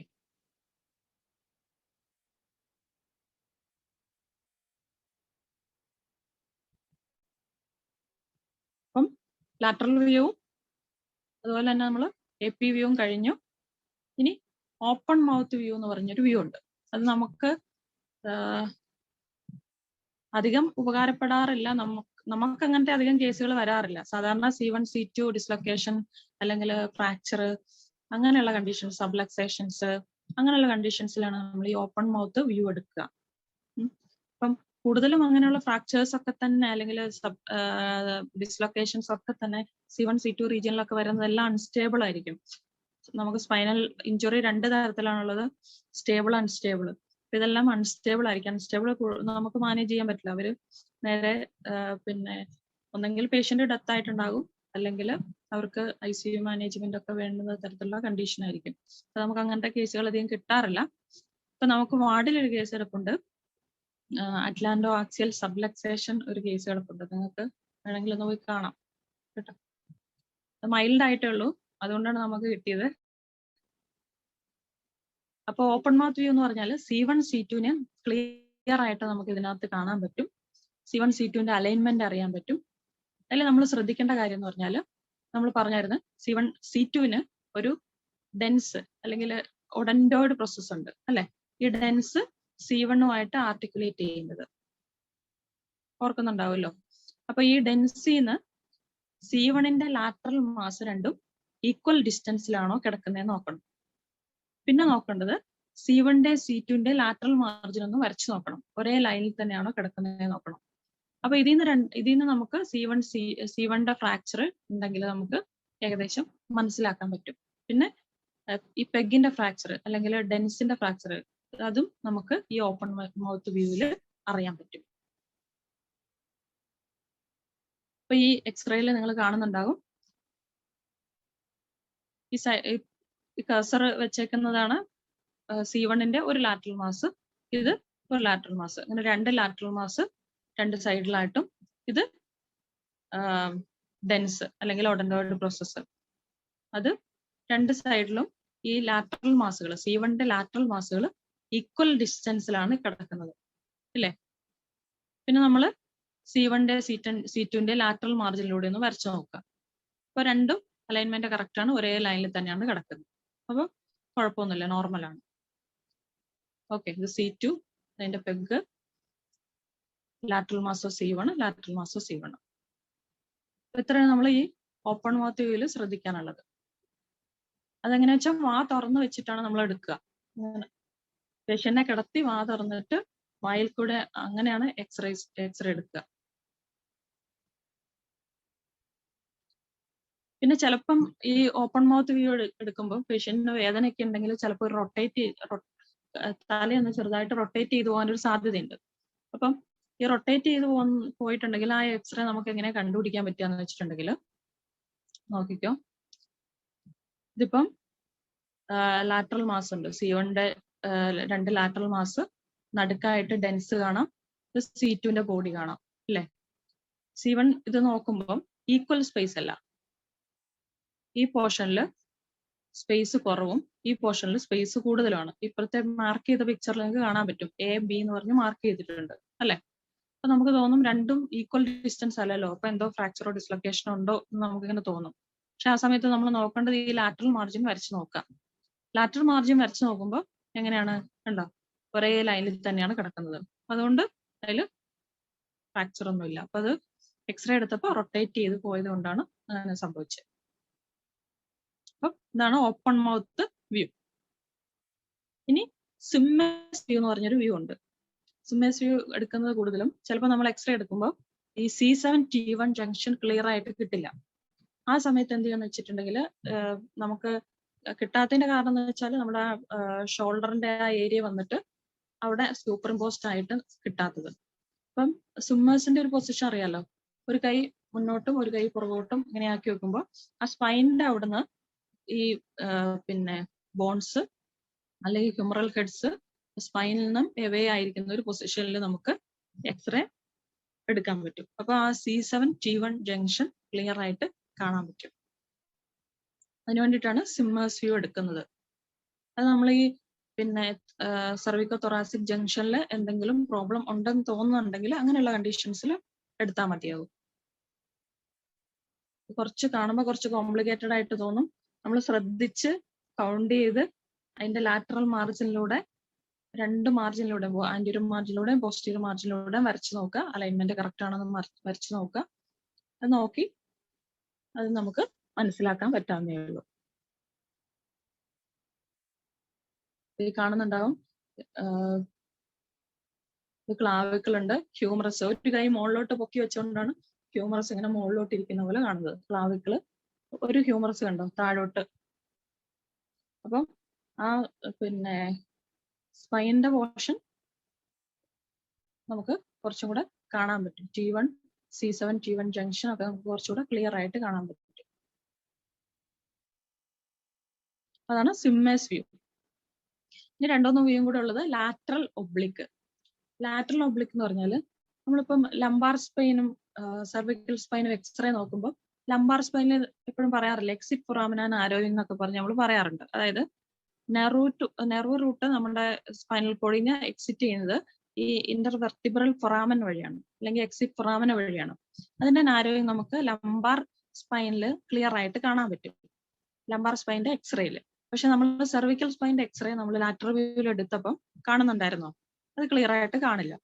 അപ്പൊ അങ്ങനെ ഇപ്പം ഒരു പേഷ്യന്റ് വന്നിട്ട് കയ്യിൽ നംനെസ് ആണ്, അല്ലെങ്കിൽ പിന്നെ റാഡിക്കലോപ്പതി പോലത്തെ ഫീച്ചേഴ്സ് ഒക്കെ പറയുകയാണെങ്കിൽ, റേഡിയേറ്റിംഗ് പെയിൻ അങ്ങനെയുള്ള ഫീച്ചേഴ്സ് ഒക്കെ പറയുകയാണെങ്കിൽ നമുക്ക് ഈ ഒബ്ലിക് വ്യൂ എടുത്ത് നോക്കാൻ പറ്റും.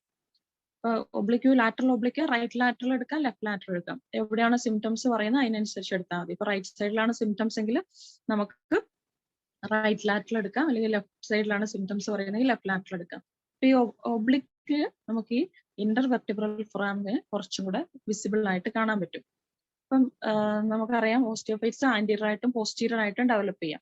അപ്പം ഇതിൽ മാർക്ക് ചെയ്തേക്കുന്നുണ്ടോ? ഈ കാണുന്നതാണ് ഇന്റർവെർട്ടിബ്രൽ ഫൊറാമിൻസ് കണ്ടോ? അപ്പൊ ഈ പോസ്റ്റീരിയർ ഓസ്റ്റിയോഫൈറ്റ്സ് ഒക്കെ ഉണ്ടായാൽ എന്ത് പറ്റുമെന്ന് വെച്ചാൽ ഇത് നേരെ ഇന്റർവെർട്ടിബ്രൽ ഫൊറാമിനിലേക്ക് വരും. അപ്പൊ ഇന്റർവെർട്ടിബ്രൽ ഫൊറാമിനിൽ കൂടെ പോകുന്ന നെർവിന് കംപ്രഷൻ ഉണ്ടാക്കും. അപ്പൊ അങ്ങനെ എന്തെങ്കിലും ഓസ്റ്റിയോഫൈറ്റ്സോ അങ്ങനെയുള്ള കാര്യങ്ങൾ ഉണ്ടോ എന്നുള്ളത് നമുക്ക് ഈ ഒബ്ലിക് വ്യൂവിൽ മനസ്സിലാക്കാൻ പറ്റും. ഇപ്പം MRI CT അങ്ങനെയുള്ള അഡ്വാൻസ്ഡ് ആയിട്ടുള്ള ടെക്നോളജീസ് ഉള്ളതുകൊണ്ട് ഇപ്പൊ അധികം ഈ ഒബ്ലിക് വ്യൂ യൂസ് ചെയ്യാറില്ല. എങ്കിലും നമുക്ക് ഇങ്ങനെ ഒരു പൈസ ഇല്ലാത്ത ഒരു പേഷ്യന്റ് ഒക്കെ വരുവാണെങ്കിൽ ഇങ്ങനെ നമ്മൾ സസ്പെക്ട് ചെയ്യുന്നുണ്ടെങ്കിൽ വേണമെങ്കിൽ ഒരു ഒബ്ലിക് വ്യൂ എടുത്ത് നോക്കാം. അതിൽ കുറച്ചും കൂടെ നമുക്ക് കാണാൻ പറ്റും. ഇനിയുള്ളത് ഫങ്ഷണൽ എക്സ്റേ ആണ്. സെർവിക്കൽ സ്പൈന്റെ ലാറ്ററൽ വ്യൂ തന്നെ flexion extension view. Flexion extension view എടുക്കുക എന്ന് പറഞ്ഞാൽ സ്റ്റേബിൾ ആയിട്ടുള്ള കണ്ടീഷൻസിൽ മാത്രമേ ഉള്ളൂ. നമ്മൾ മുമ്പ് പറഞ്ഞു അൺസ്റ്റേബിൾ ഫ്രാക്ചേഴ്സ് ഉണ്ടാകും. അങ്ങനെയുള്ള കണ്ടീഷൻസിലൊന്നും നമ്മൾ പേഷ്യന്റിനെ ഫ്ലെക്ഷൻ ചെയ്യാനോ എക്സ്റ്റൻഷൻ ചെയ്യാനോ കഴുത്തനക്കാൻ സമ്മതിക്കില്ല. അപ്പം ഫ്രാക്ചർ ഇല്ലാന്ന് ഉറപ്പാക്കി പിന്നെ ചിലപ്പോൾ പേഷ്യന്റ് ഒരു ഫീലിംഗ് ഓഫ് ഇൻസ്റ്റെബിലിറ്റി ഒക്കെ ഉണ്ടെങ്കിൽ ഇതിന്റെ അലൈൻമെന്റ് ഫ്ലെക്ഷനിലും എക്സ്റ്റൻഷനിലും ഒക്കെ കറക്റ്റ് ആണോ എന്ന് അറിയാൻ വേണ്ടിയിട്ട് നമ്മൾ ഫ്ലെക്ഷൻ എക്സ്റ്റൻഷൻ എക്സ്റേ എടുത്ത് നോക്കാം. അല്ലെങ്കിൽ അതിന്റെ ഒരു മൂവ്മെന്റ്, റേഞ്ച് ഓഫ് മൂവ്മെന്റ് എത്രയുണ്ട് എന്നറിയാൻ വേണ്ടിയിട്ട്. ഇപ്പം റൊമറ്റോയ്ഡ് ആർത്രൈറ്റിസ് പോലുള്ള കണ്ടീഷൻസ് അല്ലെങ്കിൽ ഫിവർ ആയിട്ടുള്ള OAയിലൊക്കെ ഇപ്പം ഓസ്റ്റിയോഫൈറ്റ്സ് പിന്നെ ഫോം ചെയ്തിരിക്കുന്ന കണ്ടീഷൻസിലൊക്കെ അതിന്റെ മൂവ്മെന്റ് ഒക്കെ ലിമിറ്റഡ് ആയിരിക്കും.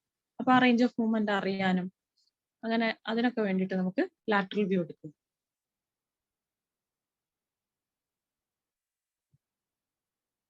ലാറ്ററൽ വ്യൂവിൽ ഫ്ലെക്ഷൻ എക്സ്റ്റൻഷൻ, ഇത് ഫ്ലെക്ഷൻ, രണ്ടാമത് കാണുന്ന എക്സ്റ്റൻഷൻ വ്യൂ. ഓക്കെ,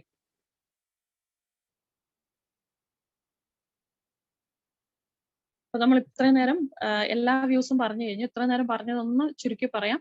നമ്മൾ സെർവിക്കൽ സ്പൈൻ നോക്കുമ്പോൾ ആദ്യം ഫിലിം അത് അഡക്വേറ്റ് ആയിട്ട് അത് കവർ ചെയ്തിട്ടുണ്ടോ എന്ന് നോക്കുക, അലൈൻമെന്റ് നോക്കണം, ബോണ്, കോർട്ടിക്കൽ ഔട്ട്ലൈൻ നോക്കുക, വെർട്ടിബ്രൽ ഹൈറ്റ് നോക്കണം, curvature, disc space, soft tissues, ABCDs. Okay, ഇത്രയും കാര്യം മറന്നു പോകരുത്. ഇത്രയും കാര്യം നമ്മൾ ഓരോ എക്സ്റേയിലും നോക്കിയിട്ടുണ്ടെങ്കിൽ നമുക്ക് അതിനകത്ത് നിന്നുള്ള എല്ലാ ഫൈൻഡിങ്സും നമുക്ക് കണ്ടുപിടിക്കാൻ പറ്റും. അപ്പം സെർവിക്കൽ സ്പൈനിൽ ഒരുപാട് ടൈപ്പ് ഓഫ് ഫ്രാക്ചേഴ്സ് ഉണ്ട്. ഞാൻ ഫ്രാക്ചേഴ്സിലേക്ക് അധികം പോണില്ല. പിന്നെ നിങ്ങൾ പഠിച്ച വ്യൂവിലുള്ള 1-2 ഫ്രാക്ചേഴ്സ് പറഞ്ഞുതരാം. അല്ലാതെ നമ്മൾ കോമൺ ആയിട്ട് കാണുന്ന ഡിജനറേറ്റീവ് കണ്ടീഷൻസിലേക്കാണ് കൂടുതൽ പോകുന്നത്. Fracture of C1. Fracture of C1 നമ്മൾ പിന്നെ C1 C2 ഫ്രാക്ചർ ഉണ്ടോ എന്ന് അറിയാൻ വേണ്ടിയിട്ട് നമ്മൾ ഏത് വ്യൂ ആയിരുന്നു എടുക്കുന്നത്? ട്രാൻസോറൽ അല്ലെങ്കിൽ ഓപ്പൺ മൗത്ത് വ്യൂ ആണ് എടുക്കുന്നത്. അപ്പം ഇതിൽ കാണാം. നമ്മൾ അതിൽ എന്തൊക്കെ കാര്യങ്ങളാണ് നോക്കേണ്ടത്? ഒന്ന്, നമ്മുടെ ഒഡന്റോയിഡ് പ്രോസസ് അല്ലെങ്കിൽ ഡെൻസിന്ന് C1 C2ന്റെ ലാറ്ററൽ മാസസ് ഈക്വൽ ഡിസ്റ്റൻസിലാണോ കിടക്കുന്നത് നോക്കണം ഫസ്റ്റ്. സെക്കൻഡ് നോക്കേണ്ടത് C1ന്റെ C2ന്റെ ലാറ്ററൽ ബോർഡർ ഒരേ ലൈനിലാണോ നോക്കുക. ഇത് നമുക്ക് എന്തൊക്കെ കാണാൻ പറ്റുക? ഈ ഭാഗത്തായിട്ട് ഒരു ലാറ്ററൽ C1ന്റെ ലാറ്ററൽ മാസ് കിടപ്പുണ്ട്, ഇവിടെ വേറൊരു ലാറ്ററൽ മാസ് കിടപ്പുണ്ട് അല്ലെ. അത് ഡെൻസിന്ന് കുറച്ച് ഡിസ്റ്റൻസിലാണ് കിടക്കുന്നത് അല്ലെ. ഇനി ലാറ്ററൽ മാർജിനിൽ കൂടെ നമുക്കൊന്ന് വരച്ചു നോക്കിയാലോ. എങ്ങനെയാണ്? C1ന്റെ ലാറ്ററൽ മാർജിന് ഡിസ്പ്ലേസ്ഡ് ആയിട്ടാണ് കാണുന്നത്. ഓക്കെ, അപ്പൊ ഇത് C1ന്റെ ഫ്രാക്ചർ ആണ്. C2 ഇൻടാക്ട് ആണ്, C1ന്റെ ഫ്രാക്ചറിലാണ് ഇങ്ങനെ സംഭവിക്കുക. ഓക്കെ, C1 ഫ്രാക്ചർ തന്നെ പല ടൈപ്പ് ഉണ്ട് കേട്ടോ. ഇത് ജെഫേഴ്സൺ എന്ന് പറഞ്ഞ ഒരു ടൈപ്പ് മാത്രമാണ് പറയുന്നത്. ഇനി C2 ഫ്രാക്ചറിൽ നമ്മൾ ലാറ്ററൽ വ്യൂവിലെ ഒരു കാര്യം C2 നമ്മൾ ഓർക്കണം എന്ന് പറഞ്ഞായിരുന്നു. എന്തായിരുന്നു? ഒരു കോർട്ടിക്കൽ റിങ് അല്ലെ. C2ന്റെ ഫ്രാക്ചർ ഉണ്ടെങ്കിൽ ആ കോർട്ടിക്കൽ റിങ് ഡിസ്റ്റോർട്ടഡ് ആയിട്ട് ഉണ്ടാവും എന്ന് പറഞ്ഞായിരുന്നു. അപ്പൊ നമ്മൾ ആ കോർട്ടിക്കൽ റിങ് ഇവിടെ നോക്കുന്നു അല്ലെ. ഇവിടെ കോർട്ടിക്കൽ റിങ് കാണുന്നുണ്ടോ? ഇല്ല. അപ്പൊ കോർട്ടിക്കൽ റിങ് ഡിസ്റ്റോർട്ടഡ് ആയിട്ടുണ്ട്. അതായത് ആ പെഗിന് അല്ലെങ്കിൽ ഒഡന്റോയിഡ് പ്രോസസ്സിന് ഫ്രാക്ചർ വന്നിട്ടുണ്ട്. ഓക്കെ, ഇതിന് നമുക്ക് ലാറ്ററൽ വ്യൂ തന്നെ നമുക്ക് ഫ്രാക്ചർ ഉണ്ടോ ഇല്ലയോ എന്ന് മനസ്സിലാക്കാൻ പറ്റും. ഇനി C2ന്റെ തന്നെ ഒഡന്റോയിഡ് പ്രോസസ്സിന്റെ ഫ്രാക്ചർ നമുക്ക് ഓപ്പൺ മൗത്ത് വ്യൂവിലും അറിയാൻ പറ്റും. ഓപ്പൺ മൗത്ത് വ്യൂവിൽ എടുത്ത് നോക്കുമ്പോൾ നമ്മൾ ആ മാർജിനിൽ കൂടെ നോക്കുക. ഇത് C2ന്റെ ബോഡി, ഡെൻസിന്റെ ബേസ് അല്ലെ. ഇവിടെ വരുമ്പോഴത്തേക്ക് ഒരു ഡിസ്കണ്ടിന്യൂറ്റി ഉണ്ട് അല്ലെ. പിന്നെ മറ്റേ പോർഷൻസ് സെപ്പറേറ്റഡ് ആയിട്ടാണ് കിടക്കുന്നത്, കാണുന്നുണ്ടല്ലോ. അപ്പൊ അവിടെ ഒരു ഫ്രാക്ചർ ഉണ്ട്. അപ്പൊ ഡെൻസിന്റെ ഫ്രാക്ചർ, C1 വെർട്ടിബ്രൽ ബോഡിന്റെ ഫ്രാക്ചർ, ഇങ്ങനെയുള്ളതൊക്കെ നമുക്ക് ഈ ഓപ്പൺ മൗത്ത് വ്യൂവിൽ അറിയാൻ പറ്റും. ഓപ്പൺ മൗത്ത് വ്യൂ പറഞ്ഞുകൊണ്ട് ഈ 2 ഫ്രാക്ചേഴ്സിനെ ഒന്ന് പരിചയപ്പെടുത്തിയെന്നേ ഉള്ളൂ.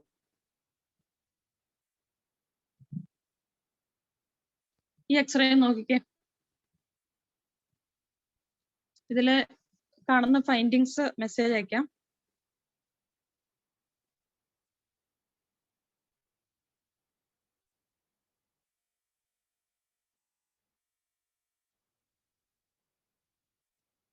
അല്ലെങ്കിൽ പറയുമെങ്കിൽ പറയാം എന്ത് ഫൈൻഡിങ്സ് ആണ് ഈ എക്സ്റേയിൽ കാണുന്നത്. ഇപ്പൊ നമ്മൾ എല്ലാ വ്യൂസും പഠിച്ചു കഴിഞ്ഞു അല്ലേ.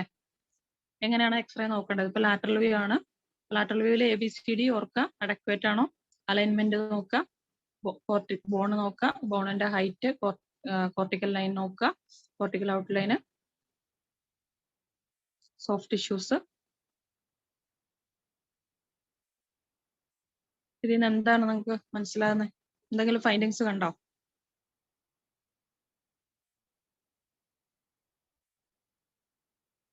ആരും കേൾക്കുന്നില്ല ഇത്.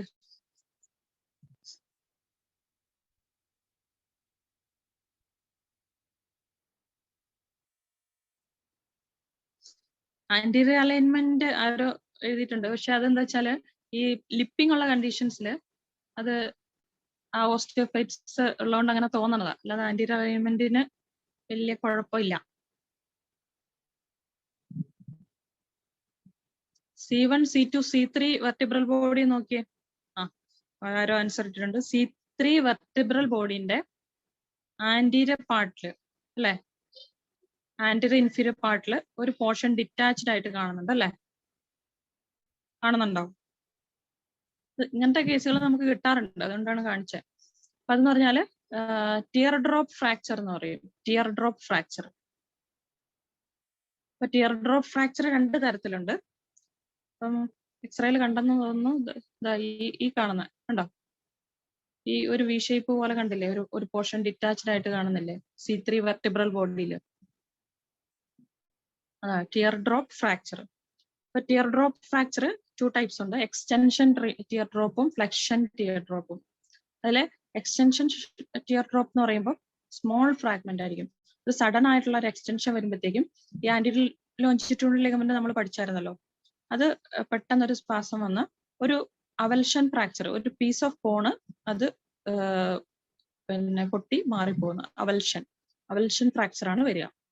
ഇനി ഫ്ലെക്ഷൻ ടിയർ ഡ്രോപ്പ് ഫ്രാക്ചർ എന്ന് പറഞ്ഞിട്ടുണ്ടെങ്കിൽ പെട്ടെന്ന് കഴുത്ത് അനക്കുമ്പോഴത്തേക്കും ഈ ഇന്റർസ്പൈനസ് ലിഗമെന്റ് ഉണ്ടല്ലോ, ഈ സ്പൈനുകളെ തമ്മിൽ ഇവിടെ സ്പൈനുകളെ തമ്മിൽ കണക്ട് ചെയ്യുന്ന ഇന്റർസ്പൈനസ് ലിഗമെന്റ് ഒന്നെങ്കിൽ ലൂസ് ആകുമോ അല്ലെങ്കിൽ അത് പിന്നെ ഇഞ്ചേർഡ് ആവുകയോ ചെയ്തിട്ട് വെർട്ടിബ്രൽ മുകളിലും താഴെയുള്ള വെർട്ടിബ്രൽ ബോഡി വന്നിട്ട് ഈ നടുക്കുള്ള വെർട്ടിബ്രയില് പ്രഷർ വരും.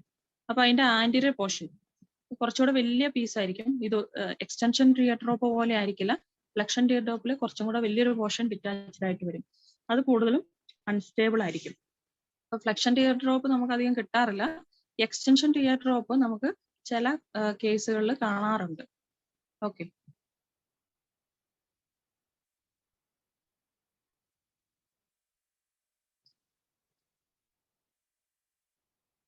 ഈ എക്സ്റേ നിങ്ങൾ വളരെ കോമൺ ആയിട്ട് കാണുന്ന എക്സ്റേ ആണ്. എന്തൊക്കെയാ ഫൈൻഡിങ്സ്? ഇപ്പൊ നമ്മൾ ഇത്രയും പഠിച്ചു വെച്ചിട്ട് നിങ്ങൾക്ക് എന്തൊക്കെ ഫൈൻഡിങ്സ് ഇതിനകത്ത് കാണുന്നുണ്ട്?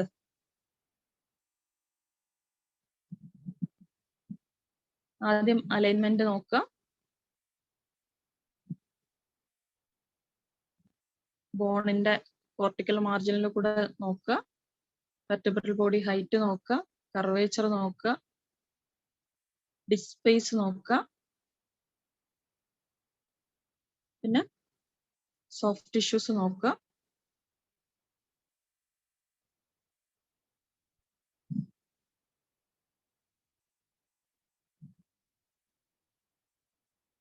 ആരൊക്കെയോ മെസ്സേജ് അയക്കുന്നുണ്ട്, പോയെന്നൊക്കെ അയക്കുന്നുണ്ട്. എന്തായാലും ഡീജനറേറ്റീവ് ആർത്രൈറ്റിക് ചേഞ്ചസ് ഓഫ് സ്പൈനെയാണ് സെർവിക്കൽ സ്പോണ്ടൈലോസിസ് എന്ന് പറയുന്നത്, അല്ലെ? അപ്പൊ സെർവിക്കൽ സ്പോണ്ടൈലോസിന്റെ ഒരു എക്സ്റേ ആണ് ഈ കാണുന്നത്. അപ്പൊ നമുക്ക് ഇതിൽ എന്തൊക്കെ ഫൈൻഡിങ്സ് ആ കാണുന്നത്? ഇത് C1, C2, C3, C4 അതുവരെ വലിയ കുഴപ്പമില്ല, അല്ലെ? C5, C6, C7 വരുമ്പോൾ C5, C6 എന്തൊക്കെ കാണുന്നുണ്ട്? ആന്റീരിയർലി ലിപ്പിംഗ് അല്ലെങ്കിൽ ഓസ്റ്റിയോഫൈറ്റ് ഫോർമേഷൻ ഉണ്ട്. പിന്നെ ഡിസ്പേസ് നാരോഡ് ആണ്, അല്ലെ? എന്റെ തൊട്ട് മുകളിലുള്ള ഡിസ്പേസുമായിട്ട് വെച്ച് നോക്കുമ്പോൾ നാരോഡ് ആണ്, ഡിസ്പേസ് നാരോഡ് ആണ്. ഇനി എൻപ്ലേറ്റ് എന്ന് പറഞ്ഞൊരു കാര്യം കൂടെ ഉണ്ട്. എൻപ്ലേറ്റ് എന്ന് പറഞ്ഞിട്ടുണ്ടെങ്കിൽ നമ്മുടെ ഡിസ്കിനോട് ചേർന്ന് നിൽക്കുന്ന ആ വെർട്ടിബ്രേന്റെ ആ പോർഷനെയാണ് എൻപ്ലേറ്റ് എന്ന് പറയുന്നത്, അല്ലെ? വെർട്ടിബ്രേന്റെ അപ്പർ എൻപ്ലേറ്റ് ഉണ്ട്, ലോവർ എൻപ്ലേറ്റ് ഉണ്ട്. ആ എൻപ്ലേറ്റിൽ കുറച്ചും കൂടെ മറ്റുള്ള സ്ഥലങ്ങളിൽ വെച്ച് നോക്കുമ്പോൾ കുറച്ച് സ്ക്ലീറോസിസ് കാണുന്നുണ്ട്, എൻപ്ലേറ്റ് സ്ക്ലീറോസിസ്. പിന്നെ ചെറിയൊരു എൻപ്ലേറ്റ് ഇറഗുലാരിറ്റി ഉണ്ട്. ഇനി പോസ്റ്റീരിയർ മാർജിൻ നോക്കുമ്പോഴോ പോസ്റ്റീരിയർലി ഓസ്റ്റിയോഫൈറ്റ്സ് ഉണ്ട്. അപ്പൊ ആന്റീരിയർലി ഓസ്റ്റിയോഫൈറ്റ്സ് നമുക്ക് അത്ര പ്രശ്നം ഉണ്ടാക്കില്ല. ഈ പോസ്റ്റീരിയർ ഓസ്റ്റിയോഫൈറ്റ്സ് വരുമ്പോഴാണ് ഈ നാരോഡ് കംപ്രഷൻ അങ്ങനെയുള്ള പ്രശ്നങ്ങളൊക്കെ ഉണ്ടാകുക. ഓക്കെ, അപ്പൊ ഇത്രയും ഫൈൻഡിങ്സ് ആണ് ഇതിലുള്ളത്. ആന്റീരിയർ ആയിട്ട് ഓസ്റ്റിയോഫൈറ്റ്സ് ഉണ്ട്, ഡിസ്പേസ് നാരോഡ് ആണ്, എൻപ്ലേറ്റ് സ്ക്ലീറോസിസ് ഉണ്ട്, പിന്നെ പോസ്റ്റീരിയർ ആയിട്ടുള്ള ഓസ്റ്റിയോഫൈറ്റ്സ് ഉണ്ട്. ഇതിന്റെ കർവേച്ചറും കുറച്ച് ആൾട്ടേർഡ് ആണ്, അല്ലെ? ഇത്രയും ഫൈൻഡിങ്സ് ആണ് ഇതിലുള്ളത്. അപ്പൊ ഇതാണ് നമുക്ക് സാധാരണ കിട്ടുന്ന ഒരു സെർവിക്കൽ സ്പൈൻ്റെ ലാറ്ററൽ സെർവിക്കൽ സ്പോണ്ടൈലോസിസിൽ ഒരു ലാറ്ററൽ വ്യൂവിൽ കാണുന്ന ഫൈൻഡിങ്സ്.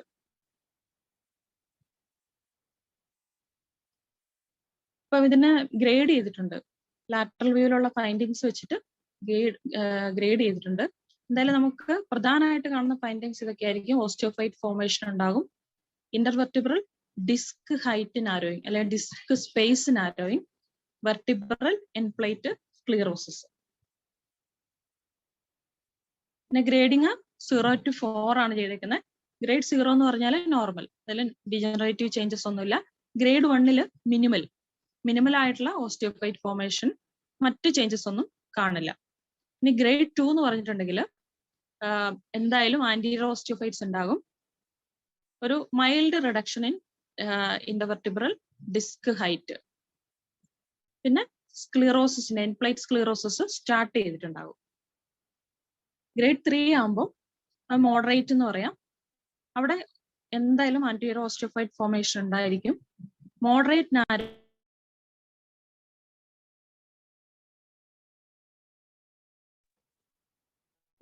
നാരോയിങ് ഡിസ്ക് ഉണ്ടാവും. പിന്നെ definite sclerosis of endplate sclerosis എന്തായാലും ഉണ്ടാകും. ഗ്രേഡ് 4 മൾട്ടിപ്പിൾ ഓസ്റ്റിയോഫൈറ്റ്സ് ഉണ്ടാകുന്നത് കുറച്ച് ലാർജ് ആയിരിക്കും. ലാർജ് മൾട്ടിപ്പിൾ ഓസ്റ്റിയോഫൈറ്റ്സ് ഉണ്ടാവും. നാരോവിങ് ഡിസ്പേസ് നാരോവിങ് സിവിയർ ആയിരിക്കും. സ്ക്ലീറോസിസും എൻപ്ലേറ്റ് ഇറഗുലാരിറ്റീസും ഉണ്ടാകും. അപ്പൊ അങ്ങനെ ഈ ഫൈൻഡിങ്സ് വെച്ചിട്ട് നമുക്ക് അതിനെ ഗ്രേഡ് ചെയ്യാൻ പറ്റും. ഗ്രേഡ് 1 ആണോ നമുക്ക് കിട്ടുന്ന കേസുകൾ എക്സ്റേനെ ബേസ് ചെയ്തിട്ട് ഗ്രേഡ് 1 ആണോ, ഗ്രേഡ് 2 ആണോ, ഗ്രേഡ് 3 ആണോ എന്ന സെർവിക്കൽ സ്പോണ്ടിലോസിസിനെ നമുക്ക് ഗ്രേഡ് ചെയ്യാൻ പറ്റും. അപ്പൊ ഇത്രയാണ് സെർവിക്കൽ സ്പോണ്ടൈലോസിസിൽ നമുക്ക് കാണുന്ന എക്സ്റേ ഫൈൻഡിങ്സ്. പ്രധാനമായിട്ട് ഓസ്റ്റിയോഫൈറ്റ് ഫോർമേഷൻ. ആന്റിയർ ഓസ്റ്റിയോഫൈറ്റ്സ് ആണെങ്കിൽ കംപ്രഷനോ അങ്ങനെയുള്ള പ്രശ്നങ്ങൾ ഉണ്ടാക്കുന്നില്ല. പോസ്റ്റീരിയർ ഓസ്റ്റിയോഫൈറ്റ്സ് വരുമ്പോഴാണ് നെർവ് കംപ്രഷൻ അതുപോലുള്ള പ്രോബ്ലം ഉണ്ടാക്കുക. പിന്നെ ഡിസ്പേസ് നാരോവിങ് ഉണ്ടാകും. എൻപ്ലേറ്റ് സ്ക്ലീറോസിസ് ഉണ്ടാകും. എൻപ്ലേറ്റിനെ കുറിച്ച് പറയുന്നുണ്ട്. നമ്മൾ സെർവിക്കൽ നമുക്ക് ഏറ്റവും കൂടുതൽ വരുന്ന കേസുകളാണ് സെർവിക്കൽ IVDP, ലംബാർ IVDP അതുപോലുള്ള കണ്ടീഷൻസ് അല്ലെ. ഇതില് ഈ പിക്ചറിൽ മാർക്ക് ചെയ്തിട്ടുണ്ട്. ഇതൊരു MRI ആണ്. MRI തന്നെ ഇത് T1 സീരീസ് ഉണ്ട്, T2 സീരീസ് ഉണ്ട്. അപ്പൊ നമുക്ക് ഇങ്ങനെ T2 സീരീസ് എങ്ങനെ തിരിച്ചറിയാന്ന് വെച്ചാൽ വാട്ടർ വൈറ്റ് ആയിരിക്കും. വാട്ടർ എന്ന് പറഞ്ഞാൽ CSF കണ്ടില്ലേ, CSF വൈറ്റ് കളറിലായിരിക്കും. അപ്പൊ അങ്ങനെയാണ് വാട്ടർ കണ്ടിട്ടുള്ള സാധനങ്ങളെല്ലാം വൈറ്റ് കളർ ആയിരിക്കും. അപ്പൊ അങ്ങനെയാണ് നമുക്ക് ഇതിനെ തിരിച്ചറിയാൻ പറ്റുക. ഓക്കെ, വേറെയും കാര്യങ്ങളുണ്ട് കേട്ടോ. നമുക്ക് ഈസിലി കണ്ടുപിടിക്കാൻ പറ്റുന്നതാണ് ഇങ്ങനെ വാട്ടർ വൈറ്റ് T2 എന്ന് ഓർത്താൽ മതി. അപ്പൊ ഇതില് C4, C5 റീജിയനില് ഡിസ്ക് ബൾജ് വന്നിട്ടുണ്ട്. കണ്ടില്ലേ, C4, C5 ഡിസ്ക് ബൾജ്. അപ്പൊ ഇത് താഴോട്ട് നോക്കുവാണെങ്കിൽ C5, C6,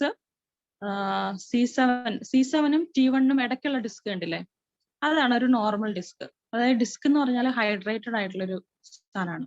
അപ്പൊ അതില് വാട്ടർ കണ്ടന്റ് ഉണ്ടാവും. അതിന്റെ മുകളിലോട്ടുള്ളതൊക്കെ നോക്കിയാൽ ബ്ലാക്ക് ആയിട്ടാണ് കാണുന്നത്. കണ്ടില്ലേ, ബ്ലാക്ക് ആയിട്ടുള്ളത് ഡീഹൈഡ്രേറ്റഡ് അല്ലെങ്കിൽ ഡെസിക്കേറ്റഡ് ഡിസ്ക് ആണ്. ഡിസ്ക് ഡീജനറേഷൻ സ്റ്റാർട്ട് ചെയ്തിട്ടുണ്ട്. C4, C5 ലെവലിലാണ് ബൾജ് കാണുന്നത്. ഓക്കെ, ഇതൊരു സജിറ്റൽ വ്യൂ ആണ്. ഈ ഡിസ്ക് ഏത് ഡയറക്ഷനിലാണ് ബൾജ് ചെയ്തതെന്ന് അറിയണമെങ്കിൽ നമ്മൾ ഒരു ആക്സിയൽ വ്യൂ എടുക്കണം. ആക്സിയൽ വ്യൂവിലാണ് നമുക്ക് പോസ്റ്റീരിയർ ആണോ അല്ലെ പോസ്ട്രോ ലാറ്ററൽ ആണോ, പോസ്ട്രോ സെൻട്രൽ ആണോ പോസ്ട്രോ ലാറ്ററൽ ആണോ എന്ന് അറിയാൻ പറ്റുക. ഇപ്പൊ പോസ്ട്രോ സെൻട്രൽ ആയിട്ടാണ് ബൾജ് വരുന്നതെങ്കിൽ എന്താ പ്രശ്നം വരിക, അത് നേരെ സ്പൈനൽ കോഡിലേക്കാണ് കംപ്രഷൻ ഉണ്ടാക്കുക. ഇനി പോസ്ട്രോ ലാറ്ററൽ ആയിട്ടാണ് ബൾജ് വരുന്നതെങ്കിൽ അത് നെർവ് റൂട്ടുകൾക്കായിരിക്കും കംപ്രഷൻ ഉണ്ടാക്കുക. അപ്പൊ നമുക്ക് ഈ ആക്സിയൽ വ്യൂവിൽ നിന്ന് ഈ ഒരു ഇത് കിട്ടും. റൈറ്റ് സൈഡിലേക്കാണോ ലെഫ്റ്റ് സൈഡിലേക്കാണോ ആ ഒരു ഇൻഫർമേഷൻ നമുക്ക് അതിനകത്ത് നിന്ന് കിട്ടും. അപ്പം IVDP പറയുന്നതിന് മുന്നേ ഇന്റർവെർട്ടിബ്രൽ ഡിസ്കിനെ കുറിച്ചൊന്ന് പറയാം. നമുക്കറിയാം ഇന്റർവെർട്ടിബ്രൽ ഡിസ്ക് ഓരോ വെർട്ടിബ്രന്റെ ഇടയ്ക്കൊരു കുഷ്യൻ പോലൊരു സ്ട്രക്ചറാണ് ഇന്റർവെർട്ടിബ്രൽ ഡിസ്ക് അല്ലെ. അതിന് 2 പാർട്ടാണ് ഉള്ളത്. സെൻട്രലി ഉള്ളത് ന്യൂക്ലിയസ് പൾപ്പോസസ് എന്ന് പറഞ്ഞാൽ അതൊരു എന്താണ് പേസ്റ്റ് ലൈക്ക് സ്ട്രക്ചർ ആണ്. ചുറ്റുമായിട്ടുള്ള ഫൈബ്രസ് മെറ്റീരിയൽ ആണ് അനലസ് ഫൈബ്രോസിസ്. ഓക്കെ, അപ്പം മുമ്പേ പറഞ്ഞില്ലേ പോസ്ട്രോ സെൻട്രൽ ആയിട്ടാണ്. അപ്പം ഇങ്ങനെ സെൻട്രൽ ആയിട്ടാണ് ബൾജ് വരുന്നെങ്കിൽ ഈ കാണുന്നതാണ് സ്പൈനൽ കനാല്. അപ്പൊ സ്പൈനൽ കോഡിലേക്കാണ് കംപ്രഷൻ വരിക. ഇനി പോസ്ട്രോ ലാറ്ററൽ ആയിട്ട് ഈ സൈഡിലോട്ട് വരികയാണെങ്കിൽ ഈ സൈഡിലുള്ള നെർവ് റൂട്ട് കംപ്രഷൻ, അപ്പർ സൈഡിലോട്ടാണെങ്കിൽ നെർവ് റൂട്ട് കംപ്രഷൻ. അങ്ങനെയാണ് പോസ്ട്രോ ലാറ്ററൽ ആയിട്ട് വന്നിട്ടുണ്ടെങ്കിൽ. ഇനി ഇന്റർവെർട്ടിബ്രൽ ഡിസ്കിനെ കുറിച്ച് കുറച്ച് കാര്യങ്ങളൊന്ന് മനസ്സിലാക്കേണ്ടതുണ്ട്. ഈ ഡിസ്ക് എന്ന് പറഞ്ഞാൽ എവാസ്കുലർ ആണ്, അതായത് അതിന് ബ്ലഡ് സപ്ലൈ ഇല്ല. പിന്നെ ഇതിനെങ്ങനെയാണ് ന്യൂട്രീഷൻ കിട്ടുന്നത്, അത് അതിന്റെ സുപ്പീരിയർ ഇൻഫീരിയർ ആയിട്ടുള്ള എൻപ്ലൈറ്റ് ചെയ്യുന്ന ഡിഫ്യൂഷൻ ഓസ്മോസിസ് ഒക്കെ വഴിയാണ് ഇതിന് ന്യൂട്രീഷൻ കിട്ടുന്നത്. അപ്പൊ അതാണ് ഈ എൻപ്ലൈറ്റ് ഡീജനറേഷൻ എന്ന് പറയുന്നത് നമ്മൾ നോക്കേണ്ടത്. അപ്പൊ എൻപ്ലൈറ്റ് ഡീജനറേഷൻ സംഭവിച്ചിട്ടുണ്ടെങ്കിൽ ഈ ഡിഫ്യൂഷൻ ഓസ്മോസിസ് കറക്റ്റ് ആയിട്ട് നടക്കില്ല.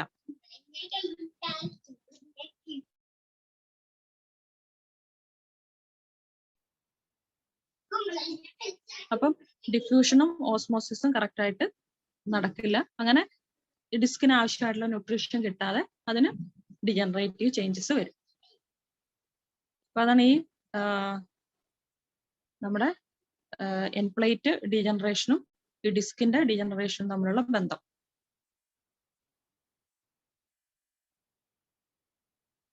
ഇനി സ്റ്റേജസ് ഓഫ് IVDP എല്ലാവർക്കും അറിയാം. ഡിസ്ക് ബൾജ് ഉണ്ട്, പ്രൊട്രൂഷൻ ഉണ്ട്, എക്സ്ട്രൂഷൻ ഉണ്ട്, സെക്വസ്ട്രേഷൻ ഉണ്ട്. ഡിസ്ക് ബൾജ് എന്ന് പറയുമ്പോൾ അതിന്റെ ബേസ് ബ്രോഡ് ആയിരിക്കും. ആ വിത്തിന്റെ ആനലസ് ഫൈബ്രോസിസ് തന്നെയായിരിക്കും അത് വരിക. ഡിസ്ക് പ്രൊട്രൂഷൻ എന്ന് പറയുമ്പോൾ അതിന്റെ ബേസ് സ്മോൾ ആയിരിക്കും, അതും വിത്തിന്റെ ആ ആനലസ് ഫൈബ്രോസിസ് തന്നെയായിരിക്കും. ഡിസ്ക് എക്സ്ട്രൂഷൻ എന്ന് പറയുമ്പോൾ ആ ഫൈബ്രോസിന്റെ ഉള്ളിൽ നിന്ന് ആണ് അത് പുറത്തു വരുന്നത്. ഓക്കെ. ഇനി സെക്വസ്ട്രേഷൻ എന്ന് പറയുമ്പോൾ അത് അതിനകത്ത് നിന്ന് ഡിറ്റാച്ച്ഡ് ആയിട്ട് പോകുന്നു. ഓക്കെ. ഈ എക്സ്ട്രൂഷൻ തന്നെ ഇപ്പം പുതിയ MRIയിലൊക്കെ നമ്മൾ അതിനകത്ത് റിപ്പോർട്ട്സ് കാണുമ്പോൾ നമുക്ക് കാണുന്ന വാക്കുകളാണ് കോഡൽ മൈഗ്രേഷൻ ഓഫ് സെക്വസ്ട്രേറ്റഡ് ഡിസ്ക്, അല്ലെങ്കിൽ സെഫാലിക് മൈഗ്രേഷൻ ഓഫ് സെക്വസ്ട്രേറ്റഡ് ഡിസ്ക് എന്നൊക്കെ പറഞ്ഞ് കാണാറുണ്ട്. അപ്പൊ ഈ സെഫാലിക് മൈഗ്രേഷൻ എന്ന് പറഞ്ഞിട്ടുണ്ടെങ്കിൽ ഈ സെക്വസ്ട്രേറ്റഡ് ആയിട്ടുള്ള സാധനങ്ങൾ അപ്വേർഡ് ആയിട്ട് മൈഗ്രേറ്റ് ചെയ്തിട്ടുണ്ടെങ്കിൽ, അപ്വേർഡ് ആയിട്ട് പോയിട്ടുണ്ടെങ്കിൽ അതിനെ എന്ത് പറയാം? സെഫാലിക് മൈഗ്രേഷൻ എന്ന് പറയാം. അതിൽ താഴേക്ക് പോയിട്ടുണ്ടെങ്കിൽ കോഡൽ മൈഗ്രേഷൻ എന്ന് പറയും. അപ്പൊ അങ്ങനെയും ചിലപ്പോൾ കാണാറുണ്ട്.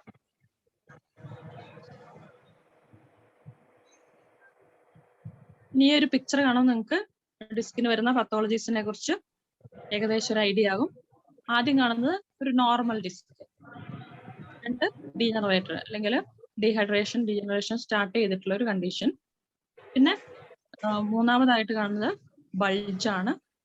നാലാമത് കാണുന്നത് ഹെർണിയേറ്റഡ്. അഞ്ചാമത് തിന്നിങ് ഓഫ് ഡിസ്ക്. പിന്നെ നെക്സ്റ്റ് കാണുന്നത് എൻപ്ലേറ്റ് ഇറഗുലാരിറ്റീസ് കാണുന്നുണ്ട്, ഓസ്റ്റിയോഫൈറ്റ്സ് ഉണ്ട്, ഡിസ്ക് ഡീജനറേഷൻ ഉണ്ട്. ഈ ഒരു പിക്ചറിൽ എല്ലാ ഡിസ്ക് പത്തോളജീസും ഒന്നിച്ച് കാണാൻ പറ്റും. നമ്മൾ മുമ്പേ പറഞ്ഞായിരുന്നു, ഒരു ഇത് ആക്സിൽ വ്യൂ ആണ്. ഇതിൽ കണ്ടോ, ഈ കാണുന്നതാണ് ഡിസ്ക്. ഇതിൽ കൂടുതലും MRIയിൽ മാർക്ക് ചെയ്തിട്ടുണ്ടാകും. ഇപ്പൊ C1 ആണെങ്കിൽ C1 എന്ന് പറഞ്ഞ് മാർക്ക് ചെയ്തിട്ടുണ്ടെങ്കിൽ അത് വെർട്ടിബ്ര ആയിരിക്കും. C1 C2 എന്ന് പറഞ്ഞ് മാർക്ക് ചെയ്തിട്ടുണ്ടെങ്കിൽ അത് ഡിസ്ക് ആയിരിക്കും. C2 എന്ന് പറഞ്ഞാൽ വെർട്ടിബ്ര, C2 C3 എന്ന് പറഞ്ഞാൽ ഡിസ്ക് ലെവൽ. അങ്ങനെയാണ് ആക്സിൽ വ്യൂ കട്ട് ചെയ്ത് പോവുക. അപ്പൊ ഇതൊരു ഡിസ്ക് ലെവലിലുള്ളതാണ്. ഇപ്പൊ ഡിസ്ക് കണ്ടാൽ അറിയാം, ഇത് കണ്ടോ, സെൻട്രലി പ്രൊട്രൂഡ് ചെയ്തിരിക്കുക. സെൻട്രലി പോസ്ട്രോ സെൻട്രൽ പ്രൊട്രൂഷൻ ആണ്. അപ്പൊ പോസ്ട്രോ സെൻട്രൽ വരുമ്പോൾ സെർവിക്കൽ ലെവൽ ആകുമ്പോൾ എന്തായാലും കോഡ് കംപ്രഷൻ ആണ് സംഭവിക്കുക. പോസ്ട്രോ സെൻട്രൽ ഒരു വലിയ ബൾജ് ആണെങ്കിൽ എന്തായാലും കോഡ് കംപ്രഷൻ കാണും. പിന്നെ ഈ സൈഡിൽ കാണുന്നുണ്ടല്ലോ, ഈ പോർഷനിൽ കൂടിയാണ് എക്സിറ്റ് ഫൊറാമിന അല്ലെങ്കിൽ ഇന്റർവെർട്ടിബ്രൽ ഫൊറാമിന. ഇതിൽ കൂടിയാണ് ഓരോ ഈ സ്പൈനൽ കനാലിൽ നിന്ന് വരുന്ന നെർവ് റൂട്ടുകൾ എക്സിറ്റ് ചെയ്യുന്നത്. ഇപ്പം ഇപ്പുറത്തെ പിക്ചറിൽ നിങ്ങൾക്ക് കാണാം, ഇവിടെ നമുക്ക് കണ്ടോ, ഈ സൈഡിൽ ആ എക്സിറ്റ് ഫൊറാമിന കാണുന്നേ ഇല്ല. അപ്പൊ ആ റീജിയനിലുള്ള നെർവ് റൂട്ട് കംപ്രഷൻ ആയിട്ടുണ്ട്. മറ്റേ സൈഡില് എക്സിറ്റ് ഫൊറാമിന ക്ലിയർ ആണ്. ഓക്കെ. ഇതാണ് പോസ്ട്രോ സെൻട്രൽ ആയിട്ടുള്ള ബൾജും ഇതാണ് പോസ്ട്രോ ലാറ്ററൽ ആയിട്ടുള്ള bulge. Postero lateral bulge always cause compression of nerve root.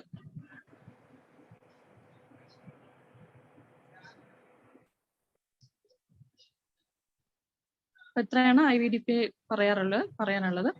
ഈ പിക്ചറിൽ നിന്ന് എന്താണ് ഫൈൻഡിങ്സ്? അതിനകത്ത് മാർക്ക് ഒക്കെ ചെയ്തിട്ടുണ്ട്, എന്നാലും ഒന്ന് പറ.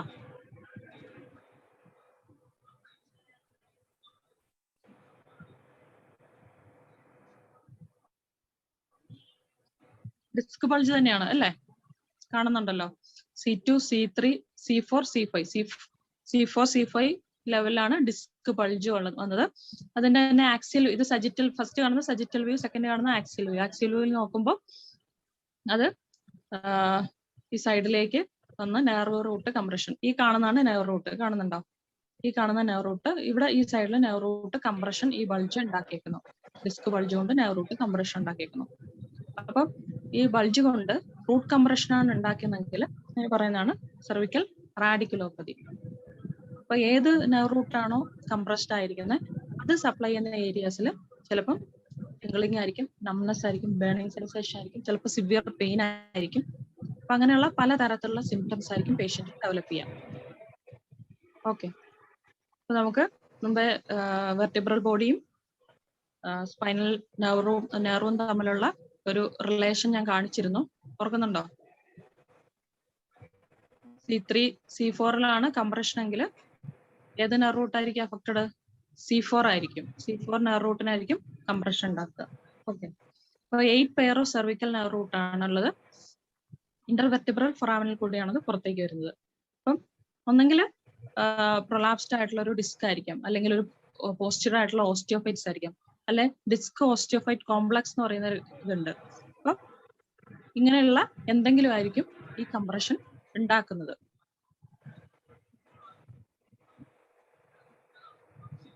അപ്പൊ നെറൂട്ട് കംപ്രഷൻ ഉണ്ടാക്കുന്ന സെർവിക്കൽ ഡീജനറേറ്റീവ് ആയിട്ടുള്ള കണ്ടീഷൻസിലൊക്കെ നമുക്ക് സെർവിക്കൽ റാഡിക്കുലോപ്പതി എന്ന് പറയാം.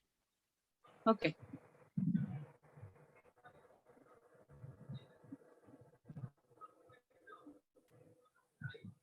ഇതിൽ എന്തൊക്കെ ഫൈൻഡിങ്സ് ആണ്?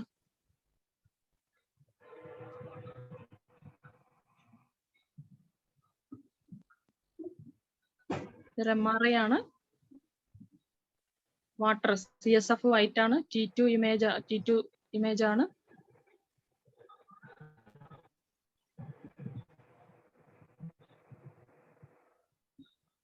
C5 C6 ഒരു ബൾജ് കാണുന്നുണ്ട്. ഇതും ഡിസ്ക് ബൾജ് തന്നെയാണ്. C5 C6 ഡിസ്ക് ബൾജ്, അത്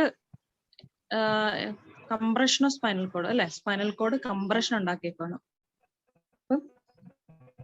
സ്പൈനൽ കോഡ് കംപ്രഷൻ ഉണ്ടാക്കുന്ന ഇങ്ങനെയുള്ള കണ്ടീഷൻസിനെ പറയുന്നതാണ് മൈലോപ്പതി.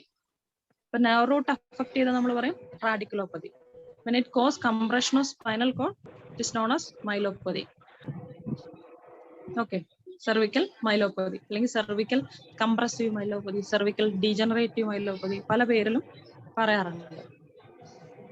അപ്പൊ ഒന്നെങ്കിൽ ഓസ്റ്റിയോഫൈറ്റ്സ്, അല്ലെങ്കിൽ ഡിസ്ക് ഓസ്റ്റിയോഫൈറ്റ് കോംപ്ലക്സ്, അല്ലെങ്കിൽ ഹെർണിയേറ്റഡ് ഡിസ്ക്, ഇങ്ങനെ എന്തെങ്കിലും കൊണ്ട് ഇത് സ്പൈനൽ കോഡിന് കംപ്രഷൻ ഉണ്ടാക്കുന്നതിനാണ് കംപ്രസീവ് മൈലോപ്പതി എന്ന് പറയുന്നത്. ഓക്കെ, അപ്പം നമുക്ക് ഇഷ്ടംപോലെ മൈലോപ്പതി പേഷ്യൻസ് ഉണ്ട്. നിങ്ങൾക്ക് OP വരുമ്പോൾ ശ്രദ്ധിച്ചാൽ കാണാൻ പറ്റും.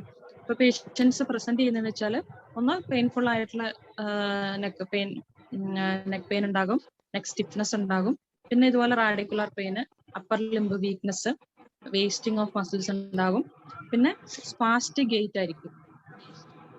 സ്പാസ്റ്റിക് ഗെയിറ്റ് പേഷ്യന്റ് നടക്കുമ്പോൾ ഒരു ഹെവിനെസ്സും ഒക്കെ ആയിട്ട് പേഷ്യന്റ് നടക്കാൻ പറ്റാത്തൊരു അവസ്ഥയായിരിക്കും.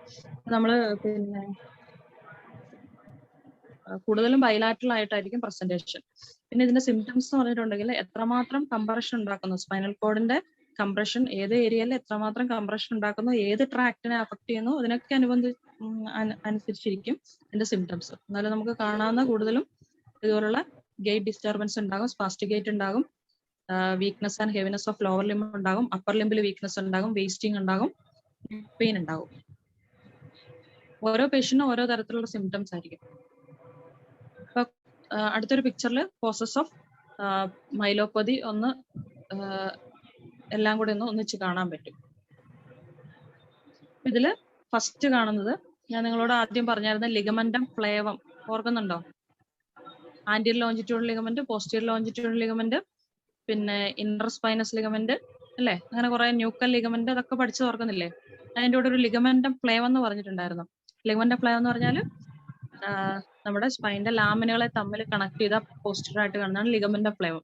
ഇപ്പൊ ലിഗമെന്റം ഫ്ലേവം തിക്കനിങ് വന്നിട്ടുണ്ടെങ്കിൽ എന്ത് പറ്റും? ഈ ഫസ്റ്റ് കാണുന്ന ഇതാണ് കസർ വെച്ചേക്കുന്നത്. ലിഗമെന്റം ഫ്ലേവം തിക്കനിങ് വന്നിട്ടുണ്ടെങ്കിൽ that can cos spinal cord compression. പിന്നെ അടുത്തത് കാണിക്കുന്നത് ഓസ്റ്റിയോഫൈറ്റ്സ്, പോസ്റ്റീരിയർ ആയിട്ടുള്ള ഓസ്റ്റിയോഫൈറ്റ്സ് കണ്ടില്ലേ? ഈ കാണുന്ന പോസ്റ്റീരിയർ ഓസ്റ്റിയോഫൈറ്റ്സ്, അതും can cos compression of spinal code. പിന്നെ പോസ്ട്രോ സെൻട്രൽ ആയിട്ടുള്ള ഡിസ്ബൾജ്, പോസ്ട്രോ സെൻട്രൽ ഡിസ്ബൾജ്. ഇനി ഈ നമ്മുടെ ലിഗമെന്റം ഫ്ലേവത്തിന് തന്നെ കാൽസിഫിക്കേഷൻ വരാം. അങ്ങനെ വരുമ്പോഴും അത് കംപ്രഷൻ ഉണ്ടാക്കാം. പിന്നെ പോസ്റ്റീരിയർ ലോഞ്ചിറ്റ്യൂഡൽ ലിഗമെന്റിന്റെ കാൽസിഫിക്കേഷൻ ഉണ്ടെങ്കിലും അതും കംപ്രഷൻ ഉണ്ടാക്കാം. അപ്പൊ ഇങ്ങനെ പല കാര്യം കൊണ്ട് നമുക്ക് മൈലോപ്പതി ഡെവലപ്പ് ചെയ്യാം. ഓക്കെ, ഇത് ഡിജനറേറ്റീവ് ആയിട്ടുള്ള കണ്ടീഷൻസ് മാത്രമേ പറയുന്നുള്ളൂ, അല്ലാതെ ഇൻഫെക്റ്റീവ് കണ്ടീഷൻസ് വേറെ ഉണ്ട്, അതിന് പറയാം.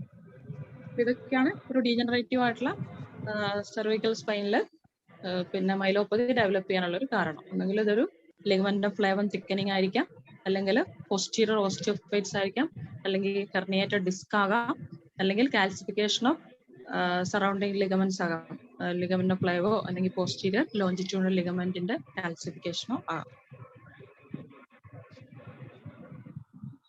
ഇനി അടുത്തൊരു പിക്ചർ നോക്കിയിട്ട് എന്തൊക്കെ ഫൈൻഡിങ്സ് ഉണ്ടെന്നൊന്ന് പറയൂ.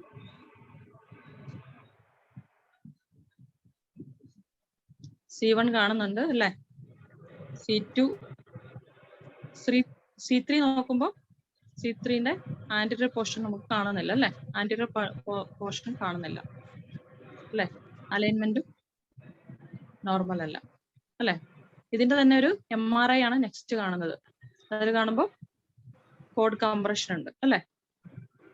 C3 വന്നിട്ട് കോഡിനെ കംപ്രസ് ചെയ്യുന്നുണ്ട്. ആ ഡിസ്ക് ഏരിയയും ഈസി ആയിട്ടാണ് കാണുന്നത്. ഇത് ആഫ്റ്റർ ഫിക്സേഷൻ ഉള്ളൊരു ഫോട്ടോയാണ്. അപ്പൊ ഇത് TB സ്പൈൻ എന്ന് പറഞ്ഞ കണ്ടീഷനാണ്. TB സ്പൈൻ എന്ന് പറഞ്ഞാൽ നമുക്കറിയാം എക്സ്ട്രാ പൾമോണറി ആയിട്ട് TB വരാം അല്ലേ? അപ്പൊ അത് മസ്കുലോസ്കെലിറ്റൽ റീജിയനിൽ ഏറ്റവും കോമൺ ആയിട്ട് വരുന്ന ഒരു സ്ഥലമാണ് സ്പൈന്. ഓക്കെ, അപ്പൊ സ്പൈനിൽ അഫക്ട് ചെയ്തിട്ടുണ്ടെങ്കിൽ അത് വെർട്ടിബ്രൽ ഓസ്റ്റിയോമൈലൈറ്റിസും ഡിസ്കൈറ്റിസും, ഡിസ്കിന്റെ ഇൻഫ്ലമേഷന്, പിന്നെ വെർട്ടിബ്രൽ ബോഡീന്റെ ഓസ്റ്റിയോമൈലൈറ്റിസ് ചേഞ്ചസ് ഉണ്ടാക്കുന്നു. ഇപ്പൊ പേഷ്യന്റ് പ്രസന്റ് ചെയ്യുന്നത് പിന്നെ TBന്റെ ആയിട്ടുള്ള ഫീച്ചേഴ്സ് ഉണ്ടാകാം, ഫീവർ, വെയിറ്റ് ലോസ് അങ്ങനെയുള്ള ഫീച്ചേഴ്സ് ഉണ്ടാകാം. അതോടൊപ്പം ഏത് റീജിയൻ ആണോ, ഇപ്പൊ സെർവിക്കൽ റീജിയൻ ആണ്, സെർവിക്കൽ റീജിയൻ, തൊറാസിക് ആണെങ്കിൽ തൊറാസിക്, ആ ഭാഗത്ത് അഫക്റ്റഡ് സ്പൈനിൽ പെയിൻ ഉണ്ടാകും, ലോവർ ലിംബ് വീക്ക്നെസ് ഉണ്ടാകും. അത് കുറച്ചും കൂടെ ലേറ്റർ സ്റ്റേജിലാണ് കാണുന്നത്. അതായത് കോൾഡ് അബ്സസ് ഒക്കെ ഡെവലപ്പ് ചെയ്ത് അല്ലെങ്കിൽ വെർട്ടിബ്രൽ ബോഡി ഒക്കെ ഡിസ്ട്രക്ഷൻ വന്ന് കോഡ് കംപ്രഷൻ വന്നാലാണ് ഈ വീക്ക്നെസ് ഡെവലപ്പ് ചെയ്യുക. അല്ലാത്ത കേസിൽ വീക്ക്നെസ് ഉണ്ടാകണമെന്നില്ല, എയർലി സ്റ്റേജിലൊന്നും വീക്ക്നെസ് ഡെവലപ്പ് ചെയ്യില്ല. ഓക്കെ, ഇത് വേറെ എവിടെയെങ്കിലും ഉള്ള പ്രൈമറി ഫോക്കസ് ചെയ്യുന്ന ബ്ലഡ് വഴിയാണ്, ഹെമറ്റോജൻ സ്പ്രെഡ് ആണ് വെർട്ടിബ്രയിലേക്ക് എത്തുക. ഇതിന്റെ ഒരു പ്രധാന ഫീച്ചേഴ്സ് എന്ന് പറഞ്ഞാൽ നമ്മൾ മുമ്പേ കണ്ടു, anterior part of vertebral body ആയിരിക്കും ഇൻവോൾവ് ചെയ്തേക്കുന്നത്. പോസ്റ്റർ പാർട്ടിൽ ആദ്യത്തെ ഫേസിലൊന്നും അത്ര അഫക്റ്റഡ് ആകില്ല, ആന്റീരിയർ പാർട്ട് ഓഫ് വെർട്ടിബ്രൽ ബോഡിയാണ് അഫക്ട് ചെയ്യുന്നത്. പിന്നെ സബ് ലിഗമെന്റ് സ്പ്രെഡ് ആണ്, ലിഗമെന്റിന്റെ ഉള്ളിൽ നിന്നിട്ടാണ്, ലിഗമെന്റിന്റെ അപ്പുറത്തേക്ക്, ഇപ്പം ആന്റീരിയർ ലോഞ്ചിറ്റ്യൂണൽ ലിഗമെന്റിന്റെ അപ്പുറത്തേക്ക് സ്പ്രെഡ് ചെയ്യാറില്ല, അതിന്റെ ഉള്ളിൽ തന്നെ താഴോട്ട് ആണ് ഇത് സ്പ്രെഡ് ചെയ്യുക. നമുക്ക് ഇതിന്റെ റേഡിയോളജിക്കൽ ഫീച്ചേഴ്സ് നോക്കിയിട്ടുണ്ടെങ്കിൽ എയർലി ഫീച്ചേഴ്സ് ഉണ്ട്, ലേറ്റ് ഫീച്ചേഴ്സ് ഉണ്ട്. എയർലി സ്റ്റേജിൽ നമുക്കിത് കണ്ടുപിടിക്കാൻ ഭയങ്കര ഡിഫിക്കൽട്ട് ആണ്. എന്ന് വെച്ചാല് പിന്നെ പ്രധാനമായിട്ട് കാണുന്ന ഈ ഡിസ്പേസ് പിന്നെ കുറയലൊക്കെ ആയിരിക്കും. ഇതിൽ നോക്കുമ്പോൾ ഡിസ്പേസ് ഒക്കെ നോർമൽ ആയിരിക്കും, വെർട്ടിബ്രൽ ഹൈറ്റ് നോർമൽ ആയിരിക്കും. അത് അങ്ങനെ നമുക്ക് കണ്ടുപിടിക്കാൻ പറ്റില്ല. അപ്പം കുറച്ചും കൂടെ കഴിഞ്ഞിട്ടുണ്ടെങ്കിൽ, ഇൻഫെക്ഷൻ കുറച്ചും കൂടെ കൂടിയിട്ടുണ്ടെങ്കിൽ ഡിസ്പേസ് കുറയും, വെർട്ടിബ്രൽ ഹൈറ്റ് റെഡ്യൂസ് ചെയ്യും, പ്രത്യേകിച്ചും ആന്റീരിയർ പോർഷനിലായിരിക്കും ഫസ്റ്റ് അഫക്ട് ചെയ്യുന്നത്. പിന്നെ എൻപ്ലൈറ്റ് ഇറഗുലാരിറ്റീസ് ഉണ്ടാകും, ആന്റീരിയർ വെർട്ടിബ്രൽ മാർജിൻ ഇറഗുലാരിറ്റീസ് ഉണ്ടാകും. കുറച്ചുകൂടെ ലേറ്റർ ഫേസിൽ അപ്പോഴൊന്നും നമ്മൾ ഫൈൻഡ് ഔട്ട് ചെയ്തില്ല, ട്രീറ്റ് ചെയ്തില്ലെങ്കിൽ കോൾഡ് അബ്സസ് ഡെവലപ്പ് ചെയ്യും. വെർട്ടിബ്രൽ ബോഡി തന്നെ മൾട്ടിപ്പിൾ വെർട്ടിബ്രൽ ബോഡി ഡിസ്ട്രക്ഷൻ വരും, ഡിസ്ക് ഡിസ്ട്രക്ഷൻ വരും, അബ്സസ് കോൾഡ് അബ്സസ് ഡെവലപ്പ് ചെയ്യും, പാരാസ്പൈനൽ അബ്സസ് വെർട്ടിബ്രൽ ബോഡിക്ക് ചുറ്റുമായിട്ട് അബ്സസ് ഡെവലപ്പ് ചെയ്യും. പിന്നെ gibbus deformity, angular deformity of spine develop ചെയ്യും. അപ്പോൾ വെർട്ടിബ്രൽ ബോഡി ഡിസ്ട്രക്ഷൻ വരുമ്പോഴത്തേക്കും സ്പൈൻ ഒരു ആംഗുലാർ ഡിഫോമിറ്റി ഡെവലപ്പ് ചെയ്യും. ഇത്രയും ഫൈൻഡിങ്സ് ആണ് നമുക്ക് ലേറ്റർ ഫേസിൽ നമുക്കിത് ഫൈൻഡ് ഔട്ട് ചെയ്യാൻ ഈസിയാണ്. പക്ഷെ എയർലി ഫേസിൽ നമ്മൾ ശ്രദ്ധിച്ച് നോക്കിയാൽ മാത്രമാണ് ഇത് കാണാൻ പറ്റുള്ളൂ. ഇനി MRI ഫൈൻഡിങ്സ് നോക്കുവാണെങ്കിലും എൻപ്ലേറ്റ് ചേഞ്ചസ് ഉണ്ടാകും, ആന്റീരിയർ വെർട്ടിബ്രൽ ബോഡി ഇറഗുലാരിറ്റീസ് ഉണ്ടാകും, ബോൺ മാരോ എഡിമ, ഒരു ഇൻഫെക്ഷൻ ആണല്ലോ, അതുകൊണ്ട് തന്നെ ബോൺ മാരോ എഡിമ കാണും, സോഫ്റ്റ് ടിഷ്യൂ സറൗണ്ടിങ് ആയിട്ടുള്ള സോഫ്റ്റ് ടിഷ്യൂ എഡിമ ഉണ്ടാകും.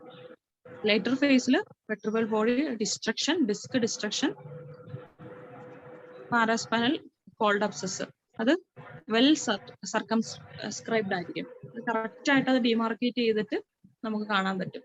പിന്നെ സ്പൈനൽ കോഡ് കംപ്രഷൻ ഉണ്ടാകും. ഈ ഒരു MRI ഇതും T2 ഇമേജ് തന്നെയാണ്, അപ്പൊ ഇതിൽ കണ്ടോ കോൾഡോപ്സിസ് വന്നിട്ട് സ്പൈനൽ കോഡിന് കംപ്രഷൻ ഉണ്ടാക്കിയിരിക്കുന്നു. ഇവിടെ കണ്ടോ ഡിസ്ക് നമുക്ക് കാണുന്നേ ഇല്ല, ഡിസ്ക് ഡിജനറേഷൻ വന്നിട്ട് ഡിസ്കൈറ്റിസ് വന്ന് ഡിസ്ക് ഡിസ്ട്രക്ഷൻ വന്നിട്ടുണ്ട്, വെർട്ടിബ്രൽ ബോഡി ഡിസ്ട്രക്ഷൻ വന്നിട്ടുണ്ട്, കോൾഡോപ്സിസ് ഫോം ചെയ്തു.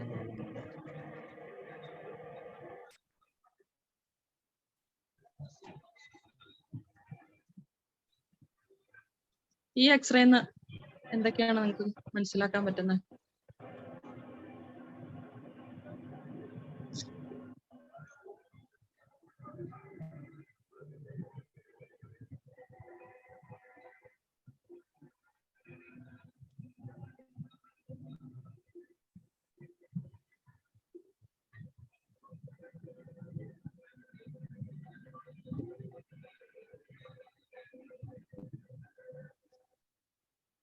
ക്ലാസ്സിൽ ആരും ഇല്ലേ? Okay, bamboo spine, space reduction. Ankylosis ആണ് അല്ലെ, ബോണി ആങ്കൈലോസിസ് ആണ്, ബോൺ ഫ്യൂസ് ചെയ്തിരിക്കുകയാണ് അല്ലെ. ഇത് ആങ്കൈലോസിംഗ് സ്പോണ്ടൈലൈറ്റിസ് തന്നെയാണ് കേട്ടോ, ആങ്കൈലോസിംഗ് സ്പോണ്ടൈലൈറ്റിസ്. അപ്പൊ ആങ്കൈലോസിംഗ് സ്പോണ്ടൈലൈറ്റിസിൽ ആദ്യം സാക്രോയിലിയക് ജോയിനിലാണ് സ്റ്റാർട്ട് ചെയ്ത് പിന്നെയാണ് സെർവിക്കൽ റീജിയനിലേക്ക് വരുന്നുള്ളൂ. എന്നാലും ജസ്റ്റ് സെർവിക്കൽ സ്പൈൻ ആയതുകൊണ്ടൊന്ന് കാണിച്ചതേ ഉള്ളൂ. അപ്പം ആങ്കൈലോസിംഗ് സ്പോണ്ടൈലൈറ്റിസ് നമുക്കറിയാം ഒരു സീറോ നെഗറ്റീവ് ആർത്രൈറ്റിസ് ആണ്. അത് first start in sacroiliac joint, പിന്നെ later involve the false spine. Okay, ഇതില് റെക്കറന്റ് ആയിട്ടുള്ള പിന്നെ കോസ്റ്റോവെർട്ടിബ്രൽ ജോയിന്റ് ഇൻഫ്ലമേഷനും അതുപോലെ ലിഗമെന്റ് ഇൻഫ്ലമേഷനും റെക്കറന്റ് ആയിട്ട് വന്നുകൊണ്ടിരിക്കും. ഇതില് വാൾ ഓക്സിപിറ്റ് സൈൻ എന്ന് പറഞ്ഞൊരു ഇതുണ്ട്. നമ്മൾ പേഷ്യന്റിനെ ഭിത്തിനോട് ചേർത്ത് നിർത്തിയാൽ നമുക്ക് നോർമൽ ആയിട്ട് നമുക്ക് നമ്മുടെ തല ഭിത്തിനോട് ചേർത്ത് നിർത്താൻ പറ്റും. പക്ഷെ ഈ ആങ്കൈലോസിംഗ് സംഭവിച്ച കണ്ടീഷനിൽ അവരുടെ നെക്ക് എപ്പോഴും ഒരു ഫ്ലെക്സ്ഡ് ആൻഡ് പോസ്റ്ററിലായിരിക്കും. അപ്പൊ ആ ഒരു ഡിസ്റ്റൻസ് നമുക്ക് മെഷർ ചെയ്യാം. പിന്നെ നമ്മൾ ട്രീറ്റ്മെന്റുകളൊക്കെ ചെയ്യുമ്പോൾ നമുക്ക് ഈ ഒരു ഡിസ്റ്റൻസിൽ ഇമ്പ്രൂവ്മെന്റ് ഉണ്ടോ എന്നുള്ളത് നമുക്ക് നോക്കാൻ പറ്റും. ആങ്കൈലോസിംഗ് സ്പോണ്ടൈലൈറ്റിസിന് ബ്ലഡ് ടെസ്റ്റ് എന്ന് പറഞ്ഞാൽ പിന്നെ ESR, CRP അങ്ങനെയുള്ള ഇൻഫ്ലമേറ്ററി മാർക്കേഴ്സ് ഹൈ ആയിരിക്കും. പിന്നെ അതുപോലെ തന്നെ HLA-B27 പോസിറ്റീവ് ആണ്. കൂടുതലും കേസുകളിലും പോസിറ്റീവ് ആയിരിക്കും. എല്ലാ കേസുകളിലും പോസിറ്റീവ് ആണെന്നില്ല, എന്നാലും HLA-B27 അസോസിയേഷൻ കൂടുതലായിട്ട് ആങ്കൈലോസിംഗ് സ്പോണ്ടൈലൈറ്റിസിൽ കാണാറുണ്ട്. ഇപ്പൊ എക്സ്റേയിൽ നമുക്ക് കാണാവുന്നത് പ്രധാനമായിട്ടും കാൽസിഫിക്കേഷൻ ഓഫ് ഇന്റർവെർട്ടിബ്രൽ ലിഗമെന്റ്സ്. നമ്മൾ വെർട്ടിബ്രൽ ലിഗമെന്റ്സ് പറഞ്ഞു, ആന്റീരിയർ ലോഞ്ചിറ്റ്യൂഡും പോസ്റ്റീരിയർ ലോഞ്ചിറ്റ്യൂഡിലും ഈ ലിഗമെന്റ്സിനെല്ലാം കാൽസിഫിക്കേഷൻ സംഭവിക്കും. ഡിസ്ക് ഇതിന്റെ ഇടയ്ക്ക് പ്രിസർവ്ഡ് ആയിരിക്കും, പക്ഷെ ലിഗമെന്റ് കാൽസിഫിക്കേഷൻ വരും. പിന്നെ ഫിക്സഡ് ജോയിന്റ് ഫ്യൂഷൻ ആയിരിക്കും. ഓസ്റ്റിയോഫൈറ്റ് ഫോർമേഷൻ ഉണ്ടാകും. ഓസ്റ്റിയോഫൈറ്റ് നമ്മള് OA പോലുള്ള കണ്ടീഷൻസിൽ എങ്ങനെയാ വെച്ചാൽ ട്രാൻസ്വേഴ്സ് ആയിട്ട് ഓസ്റ്റിയോഫൈറ്റ്സ് ആയിരിക്കും. പക്ഷെ ഇതിലെന്ന് വെച്ചാൽ വെർട്ടിക്കൽ ഓസ്റ്റിയോഫൈറ്റ്സ് ആയിരിക്കും. അങ്ങനെ ഈ ഓസ്റ്റിയോഫൈറ്റ്സ് ഫോം ചെയ്തിട്ട് അത് തമ്മിൽ ഫ്യൂഷൻ ആകും, സിൻഡസ്മോഫൈറ്റ് ഫോർമേഷൻ വരും. അപ്പൊ അങ്ങനെയാണ് ബാംബു സ്പൈൻ ഡെവലപ്പ് ചെയ്യുക.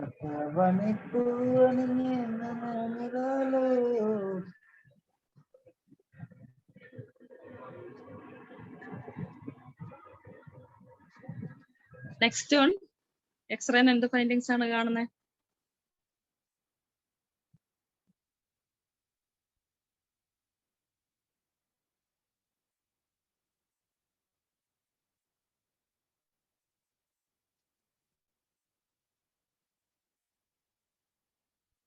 APView ആണ്. അപ്പൊ നമ്മൾ APViewല് പറഞ്ഞത് ലാറ്ററൽ മാർജിൻ വരച്ചു നോക്കുക, സ്പൈനസ് പ്രോസസ്സ് തമ്മിലുള്ള സ്പേസിങ് കറക്റ്റ് ആണെന്ന് നോക്കുക അല്ലേ? വേറെ എന്തെങ്കിലും എക്സ്ട്രാ ഫൈൻഡിങ്സ് കാണുന്നുണ്ടോ? സ്കോളിയോസിസ് അല്ല നമ്മുടെ ഫൈൻഡിങ്, വേറൊരു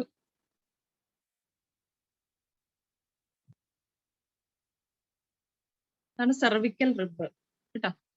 ഫസ്റ്റ് പിക്ചറിൽ കേട്ടോ റൈറ്റ് സൈഡിലും ലെഫ്റ്റ് സൈഡിലും ഉണ്ട് സെർവിക്കൽ റിബ്. രണ്ടാമത്തേല് വൺ സൈഡ് മാത്രമേ ഉള്ളൂ, യൂണിലാറ്ററൽ ആയിട്ടേ ഉള്ളൂ സെർവിക്കൽ റിബ് കണ്ടോ. അപ്പൊ സെർവിക്കൽ റിബ് എന്ന് പറഞ്ഞാല് സാധാരണ തൊറാസിക് സ്പൈനലിനായിരുന്നു, തൊറാസിക് സ്പൈനോട് അസോസിയേറ്റ് ചെയ്തിട്ടാണ് റിബ് കാണുക അല്ലെ. പക്ഷെ ഇത് C7 നിന്ന് റിബ് വരുന്നതിനാണ് സെർവിക്കൽ സ്പൈൻ എന്ന് പറയുന്നത്, അല്ല cervical rib, sorry. Cervical rib. അത് അതിന്റെ ഒരു CT ഇമേജ് ആണ്, ഈ കാണുന്നതാണ് സെർവിക്കൽ റിബ്. സെർവിക്കൽ റിബ് കൂടുതലും കേസുകൾ അസിംറ്റമാറ്റിക് ആയിരിക്കും. ഇതിന്റെ പ്രശ്നം എന്ന് വെച്ചിട്ടുണ്ടെങ്കിൽ നമുക്കറിയാം, ഈ പിന്നെ തൊറാസിക് ഔട്ട്ലെറ്റ് സിൻഡ്രോം ഒക്കെ പറയുന്ന പോലെ ഈ പിന്നെ നമ്മുടെ ക്ലാവിക്കിളിന്റെയും ഫസ്റ്റ് റിബിന്റെയും ഒക്കെ ആ ഒരു സ്പേസിന്റെ ഇടയ്ക്ക് ഒരുപാട് വെസൽസ്, സബ്ക്ലേവിയൻ വെസൽസ് ഉണ്ടാകും, ബ്രേക്കൽ പ്ലക്സസ്, അതെല്ലാം ഉണ്ട് അല്ലെ. അപ്പം ഇത് ഹാങ് അപ്പ് ചെയ്ത് അങ്ങനെയുള്ള സിംറ്റംസ് ആയിരിക്കും. ഒന്നെങ്കിൽ വാസ്കുലർ സിംറ്റംസ് ആയിരിക്കും, അല്ലെങ്കിൽ ന്യൂറോളജിക്കൽ സിംറ്റംസ് ആയിരിക്കും.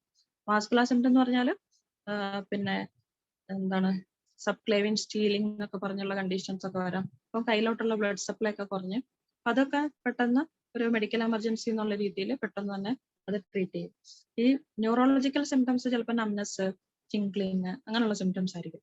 അതൊക്കെ ചിലപ്പോൾ നമ്മൾ ലേറ്റർ ആണ് നോട്ടീസ് ചെയ്യുള്ളൂ, അല്ലെങ്കിൽ അത്രയും ഒരു ഇമ്പോർട്ടൻസ് അതിന് കൊടുക്കാറില്ല. അല്ലെങ്കിൽ അങ്ങനെ പേഷ്യൻസ് കുറെ കഴിഞ്ഞിട്ടായിരിക്കും നമ്മുടെ അടുത്ത് അങ്ങനെ വരിക. അപ്പം rib arise from 7th cervical വെർട്ടിബ്രേനെയാണ് നമ്മൾ സെർവിക്കൽ റിബ് എന്ന് പറയുന്നത്. നമുക്ക് ബൈലാറ്ററൽ ആയിട്ട് വരാം, യൂണിലാറ്ററൽ ആയിട്ട് വരാം. ടൈപ്സ് അത് കംപ്ലീറ്റ് എന്ന് പറഞ്ഞാൽ, അതായത് ഫസ്റ്റ് തൊറാസിക് റിബിന്റെ അത്രയും തന്നെ സൈസിലുള്ള കംപ്ലീറ്റ് ആയിട്ടുള്ളതുണ്ട്. പിന്നെ എൻഡ് കുറച്ച് ബുള്ളസ് ആയിട്ടുള്ള ബുള്ളസ് എൻഡ് ഉണ്ട്, ടേപ്പർ ചെയ്ത് വരുന്ന ടേപ്പറിങ് എൻഡ് ഉണ്ട്. പിന്നെ ഫൈബ്രസ് ബാൻഡ്, ചിലതിൽ ബോൺ ഉണ്ടാവില്ല, ഒരു ഫൈബ്രസ് ബാൻഡ് ഉണ്ടാവുള്ളൂ. അപ്പൊ അങ്ങനെ ഫൈബ്രസ് ബാൻഡ് തന്നെ ഈ സെർവിക്കൽ റിബ് പോലെ ആക്ട് ചെയ്യും. അപ്പൊ അതിന്റെ ട്രീറ്റ്മെന്റ് എന്ന് പറഞ്ഞാൽ നമ്മൾ സ്ട്രിങ് ഒക്കെ യൂസ് ചെയ്യുക, അല്ലെങ്കിൽ സ്കലീനസ് ആന്റീരിയർ എന്ന് പറഞ്ഞ മസിൽ ഉണ്ട്, അത് സ്കലീനക്ടമി ചെയ്യുക. ഒന്നും പറ്റണില്ലെങ്കിൽ ആ സെർവിക്കൽ റിബ് തന്നെ റിമൂവ് ചെയ്യുക.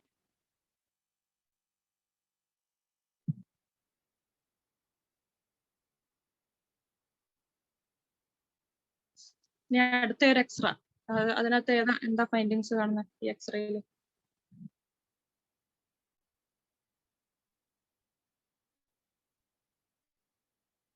ലാറ്ററൽ വ്യൂവില് അലൈൻമെന്റ് നോക്കി, അലൈൻമെന്റ് ഒക്കെ ഓക്കെയാണ് അല്ലെ. ബോണുകളുടെ കോർട്ടിക്കൽ മാർജിലൂടെ പോകുമ്പോൾ ബോൺ ഹൈറ്റ് നോക്കിയേ, ഹൈറ്റിൽ എന്തെങ്കിലും വ്യത്യാസം ഉണ്ടോ? ഇത് C1, ഇത് C2, C3 ഉണ്ടോ? C3ന്റെ വെർട്ടിബ്രൽ ഹൈറ്റ് 2 വെർട്ടിബ്ര ചേർന്നിരിക്കുന്ന പോലെ ഉണ്ട് അല്ലെ. അതിനാണ് ബ്ലോക്ക് വെർട്ടിബ്ര എന്ന് പറഞ്ഞത്. ബ്ലോക്ക് വെർട്ടിബ്ര ചിലത് ഇത് കൂടുതലും കൺജനിറ്റലായിരിക്കും. ചില ഡിസീസിലുണ്ട്, ക്ലിപ്പൽ ഫെയിൽ സിൻഡ്രോം എന്നൊക്കെ പറഞ്ഞാൽ ഷോർട്ട് നെക്സ് ആയിട്ടുള്ള കണ്ടീഷൻസ് ഒക്കെ ഉണ്ട് കൺജനിറ്റലായിട്ട്. അങ്ങനെയുള്ള കണ്ടീഷൻസിലാണെങ്കിൽ 2 or 3 പിന്നെ വെർട്ടിബ്രാസ് ഫ്യൂസ് ചെയ്തിട്ടുണ്ടാവും. അതിനെ പറയുന്നതാണ് ബ്ലോക്ക് വെർട്ടിബ്ര. അതൊരു എന്താ വെർട്ടിബ്രൽ അനോമലിയാണ്. ഒന്നെങ്കിൽ അത് പിന്നെ 2 or 3 വെർട്ടിബ്രാസ് ഫ്യൂസ് ചെയ്തിരിക്കും,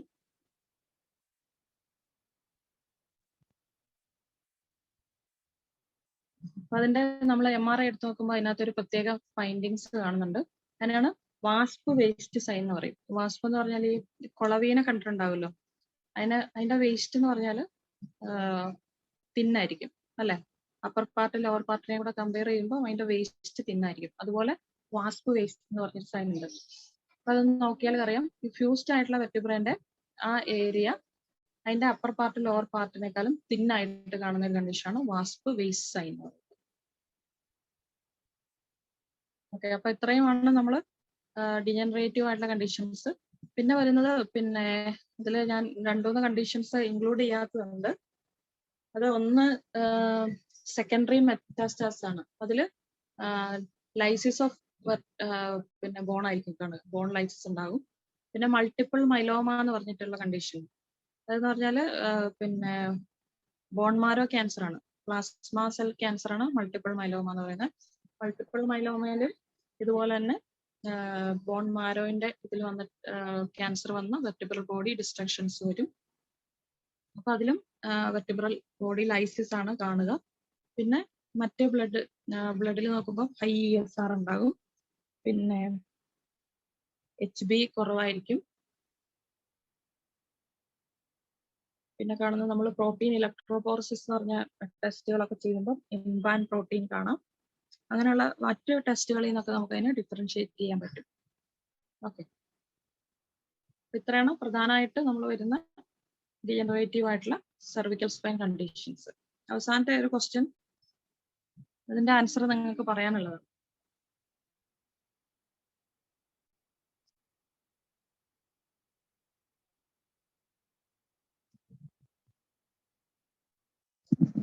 ഇതിൽ എന്തൊക്കെ ഫൈൻഡിങ്സ് ആണുള്ളത്?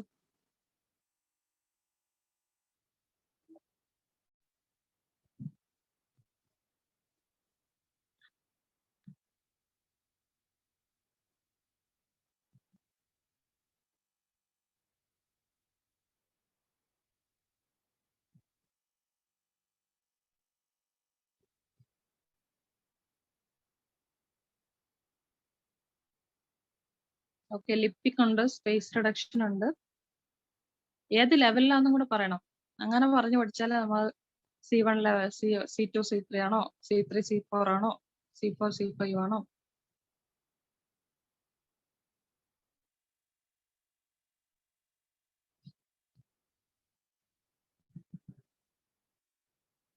ഇതൊരു സെർവിക്കൽ സ്പോണ്ടൈലോസിസിന്റെ ഒരു എക്സ്റേ തന്നെയാണ്. അപ്പൊ അതില് നിങ്ങൾ പറഞ്ഞ പോലെ ഡിജനറേറ്റീവ് ചേഞ്ചസ് ഉണ്ട്. C1 C2 C3 C3 C4 C4 C5 റീജിയനിലാണുള്ളത്. Anterior ഓസ്റ്റിയോപൈറ്റ്സ് ഉണ്ട്, എൻപ്ലൈഡ് സ്ക്ലിറോസിസ് ഉണ്ട്, ഡിസ്പേസ് നാരോയിങ് ഉണ്ട്, അതൊക്കെ ഉണ്ട്. അതല്ലാതെ കുറച്ച് ഫൈൻഡിങ്സും കൂടി ഉണ്ട്.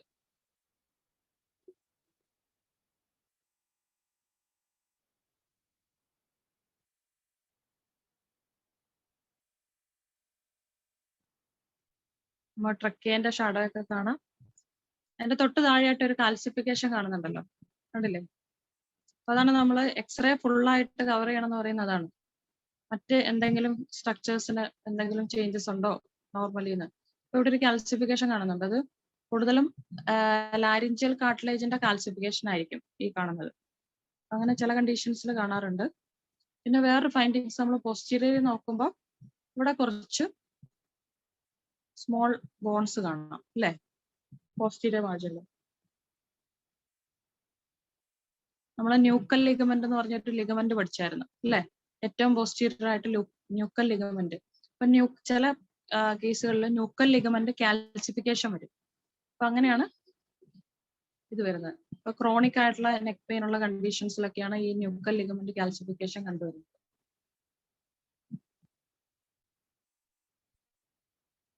അപ്പോൾ എക്സ്റേ നോക്കുമ്പോൾ നമ്മളത് ഫുള്ളായിട്ട് കവർ ചെയ്യുക. ഇത്രയാണ് ഇന്നത്തെ ക്ലാസ്സിൽ നമ്മൾ പറയാനുള്ളത്. അപ്പം ബേസിക് ആയിട്ടുള്ള അനാട്ടമി നമ്മൾ പഠിച്ചു വെക്കണം. അത് ഏത് എക്സ്റേ റീഡ് ചെയ്യാനും നമ്മൾ ബേസിക് അനാട്ടമി മസ്റ്റ് ആണ്. ഒരു സ്ട്രക്ചർ എന്താണെന്ന് അറിഞ്ഞാലാണ് നമുക്ക് അതിനകത്തൊരു ഡിഫോമിറ്റി എന്താണെന്ന് മനസ്സിലാക്കാൻ പറ്റുള്ളൂ, അല്ലെ? അപ്പൊ അതിന്റെ നോർമൽസി നമ്മൾ ഫസ്റ്റ് മനസ്സിലാക്കുക. നെക്സ്റ്റ് നമ്മൾ ഏതൊക്കെ വ്യൂ ആണ്. നോർമലി ഒരു എക്സ്റേ ഒരു പേഷ്യന്റ് വന്നിട്ടുണ്ടെങ്കിൽ നമ്മൾ നോർമലി എഴുതി കൊടുക്കുക AP ആൻഡ് ലാറ്ററൽ വ്യൂ ആണ്. ലാറ്ററൽ വ്യൂ ആണ് നമുക്ക് കൂടുതൽ ഇൻഫോർമേറ്റീവ് ആയിട്ടുള്ളത്. പിന്നെ നമുക്ക് എന്തെങ്കിലും ഇൻസ്റ്റബിലിറ്റി പോലുള്ള സാധനങ്ങൾ നമ്മൾ സസ്പെക്ട് ചെയ്യുന്നുണ്ടെങ്കിൽ, ഫ്രാക്ചർ അല്ലാത്ത ലിഗമെന്റൽ ഇൻസ്റ്റബിലിറ്റി പോലുള്ള സസ്പെക്ട് ചെയ്യുന്നുണ്ടെങ്കിൽ ഫ്ലെക്ഷൻ എക്സ്റ്റൻഷൻ വ്യൂ കൊടുക്കാം. ഇനി എന്തെങ്കിലും റാഡിക്കലോപ്പതി എന്ന് നമുക്ക് സസ്പെക്ട് ചെയ്യുന്നുണ്ടെങ്കിൽ നമുക്ക് ഒബ്ലിക് വ്യൂ കൊടുക്കാം. ഏത് സൈഡിലേക്കാണോ റാഡിക്കലോപ്പതി ആ ഒബ്ലിക്, ലാറ്ററൽ റൈറ്റ് സൈഡിലേക്കാണെങ്കിൽ റൈറ്റ് ഒബ്ലിക്, ആ ഒരു രീതിയിൽ നമുക്ക് കൊടുക്കാം. പിന്നെ C1 C2 ഫ്രാക്ചർ അല്ലെങ്കിൽ സബ്ലക്സേഷൻ അങ്ങനെയുള്ള സസ്പെക്ട് ചെയ്യുന്നുണ്ടെങ്കിൽ, അങ്ങനത്തെ കേസുകൾ നമുക്ക് കിട്ടുന്നത് കുറവാണ്, മെഡിക്കൽ എമർജൻസി ആയിരിക്കും. എങ്കിലും നമുക്ക് അങ്ങനെ വന്നിട്ടുണ്ടെങ്കിൽ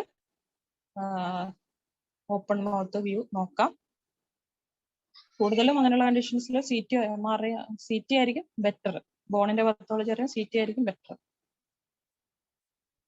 ഓക്കെ. പിന്നെ തൊറാക്കാലംബാർ എന്തെങ്കിലും ജംഗ്ഷനിൽ, അല്ല തൊറാക്കല്ല, സെർവിക്കൽ തൊറാസിക് ജംഗ്ഷനിലുള്ള അലൈൻമെന്റ് അറിയണമെങ്കിൽ നമ്മൾ സിമ്മേഴ്സ് വ്യൂ എടുത്ത് നോക്കാം.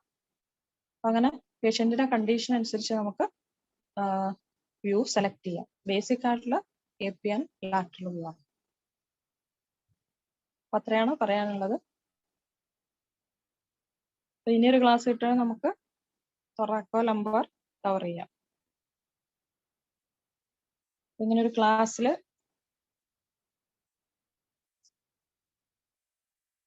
ക്ലാസ് എടുക്കാൻ അവസരം തന്ന HSIന്റെ ഭാരവാഹികൾക്ക് ഹൃദയം നിറഞ്ഞ നന്ദി അർപ്പിക്കും. Thank you miss. അപ്പൊ നമുക്ക് വേറൊരു ക്ലാസ് മിസ് തരാണെങ്കിൽ നമ്മള് എടുക്കായിരുന്നു. എപ്പോഴാണെന്ന് മിസ് പറഞ്ഞാൽ മതി, നമ്മൾ അറേഞ്ച് ചെയ്യാം. ഓക്കെ, ഞാൻ പറയാം. ആർക്കെങ്കിലും എന്തെങ്കിലും ഡൗട്ട് ചോദിക്കാനുണ്ടെങ്കിൽ ഇപ്പൊ ചോദിക്കാന്നാണ്.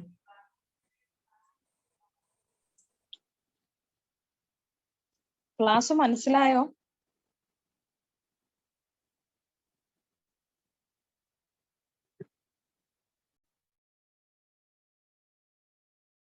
മനസ്സിലായി മിസ്, നല്ല ക്ലാസ് ആയിരുന്നു. Ma'am, hello ma'am. Hello ma'am, MRIയില് വെർട്ടിബ്ര കൗണ്ട് ചെയ്യുന്നത് എങ്ങനെയാ പറഞ്ഞിരുന്നു? MRI അല്ലേ, പറഞ്ഞുതരാം. MRI നമുക്ക് C1 കാണില്ല. അപ്പൊ ഞാനൊരു പിക്ചർ എടുക്കാം.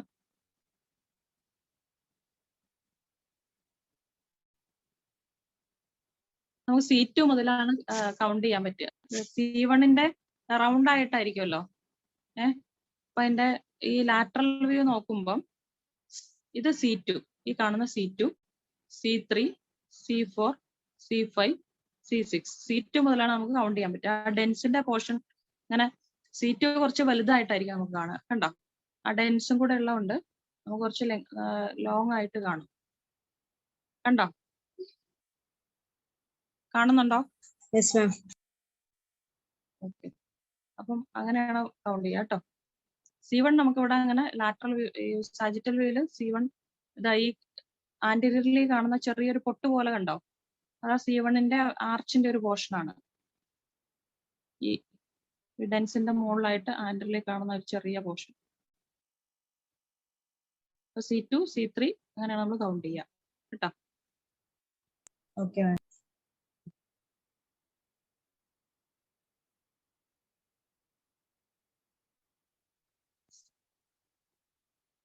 വേറെ എന്തെങ്കിലും ഡൗട്ട്സ് ഉണ്ടോ?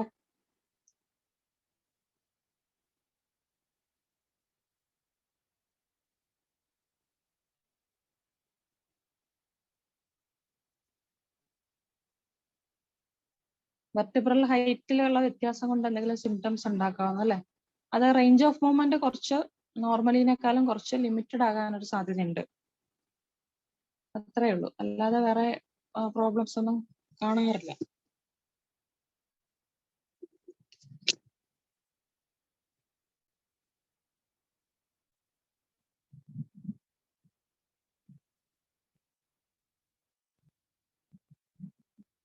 ചില കൺജനിറ്റൽ ആയിട്ടുള്ള ഡിസീസിൽ ക്ലിപ്പൽ ഫെയിൽ സിൻഡ്രോം എന്നൊക്കെ പറഞ്ഞിട്ട് അതില് 2 അല്ലെങ്കിൽ 3 വെർട്ടിബ്രാസ് ഒക്കെ ഫ്യൂസ് ചെയ്തിരിക്കുന്ന കണ്ടീഷൻസിലുണ്ട്. ഇതൊക്കെ നെക്ക് മൂവ്മെന്റ്സ് കുറച്ച് ലിമിറ്റഡ് ആയിരിക്കും.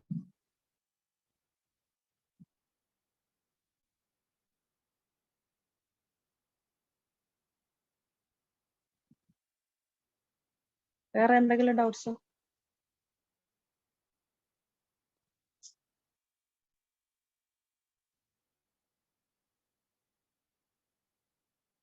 നിങ്ങൾ ഓരോ എക്സ്റേ എടുക്കുമ്പോഴേ അതിന്റെ ഫൈൻഡിങ്സ് എന്തൊക്കെയാണെന്ന് നമ്മൾ എഴുതി നോട്ട് ചെയ്ത് പിന്നെ നമുക്കതൊരു ശീലമാകും. ഒരു പേഷ്യന്റ് വരുമ്പോൾ എക്സ്റേ ഫൈൻഡിങ്സും കൂടെ സൈഡിൽ എഴുതിയിടുക.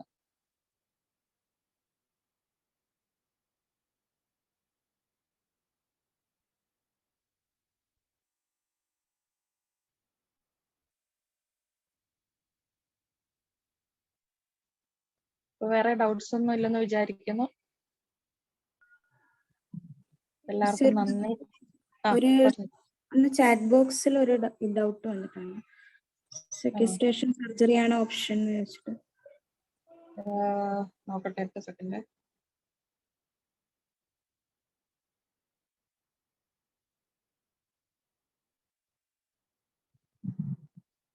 സെക്വസ്ട്രേഷന് ചിലത് കുറച്ചുനാൾ കഴിയുമ്പോൾ അത് തന്നെ ഡ്രൈഡ് അപ്പ് ആയി പോകാറുണ്ട്. നമ്മൾ പേഷ്യന്റ് സിംറ്റം ബേസ് ചെയ്തിട്ടാണ് നമ്മൾ ചെയ്യുക. ഇനിയിപ്പം സിവിയർ ആയിട്ടുള്ള സിംറ്റംസ് ആണ് എങ്കിൽ നമ്മൾ സർജിക്കൽ ആയിട്ടുള്ള ഇത് നോക്കാം. ഇല്ല, പേഷ്യന്റ് അത്ര സിംറ്റമാറ്റിക് അല്ലെങ്കിൽ അത് നമ്മളങ്ങ് വെറുതെ അല്ലെങ്കിൽ മെഡിസിൻ ആന്റി ഇൻഫ്ലമേറ്ററി ആയിട്ടുള്ള അങ്ങനെയുള്ള മെഡിസിൻ കൊടുത്ത് വിടുക ചെയ്യാം.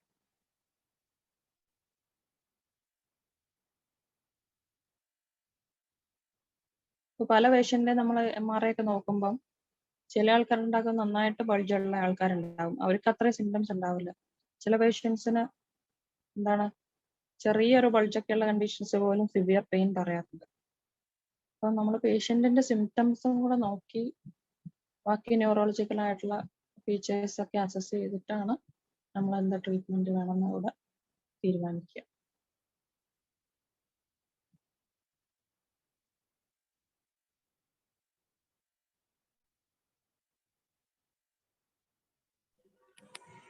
ഡൗട്ട്സ് ഒക്കെ ക്ലിയർ ആയി എന്ന് തോന്നുന്നു.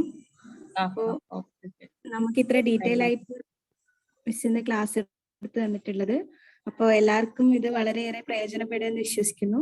അപ്പോൾ നമുക്ക് ഇന്ന് ഈ ക്ലാസ് എടുത്തു തന്ന ഷിത മിസ്സിന് എൻ്റെ വ്യക്തിപരമായ പേരിലും HSIയുടെ പേരിലും എല്ലാവിധ നന്ദി അറിയിക്കുന്നു. Thank you miss.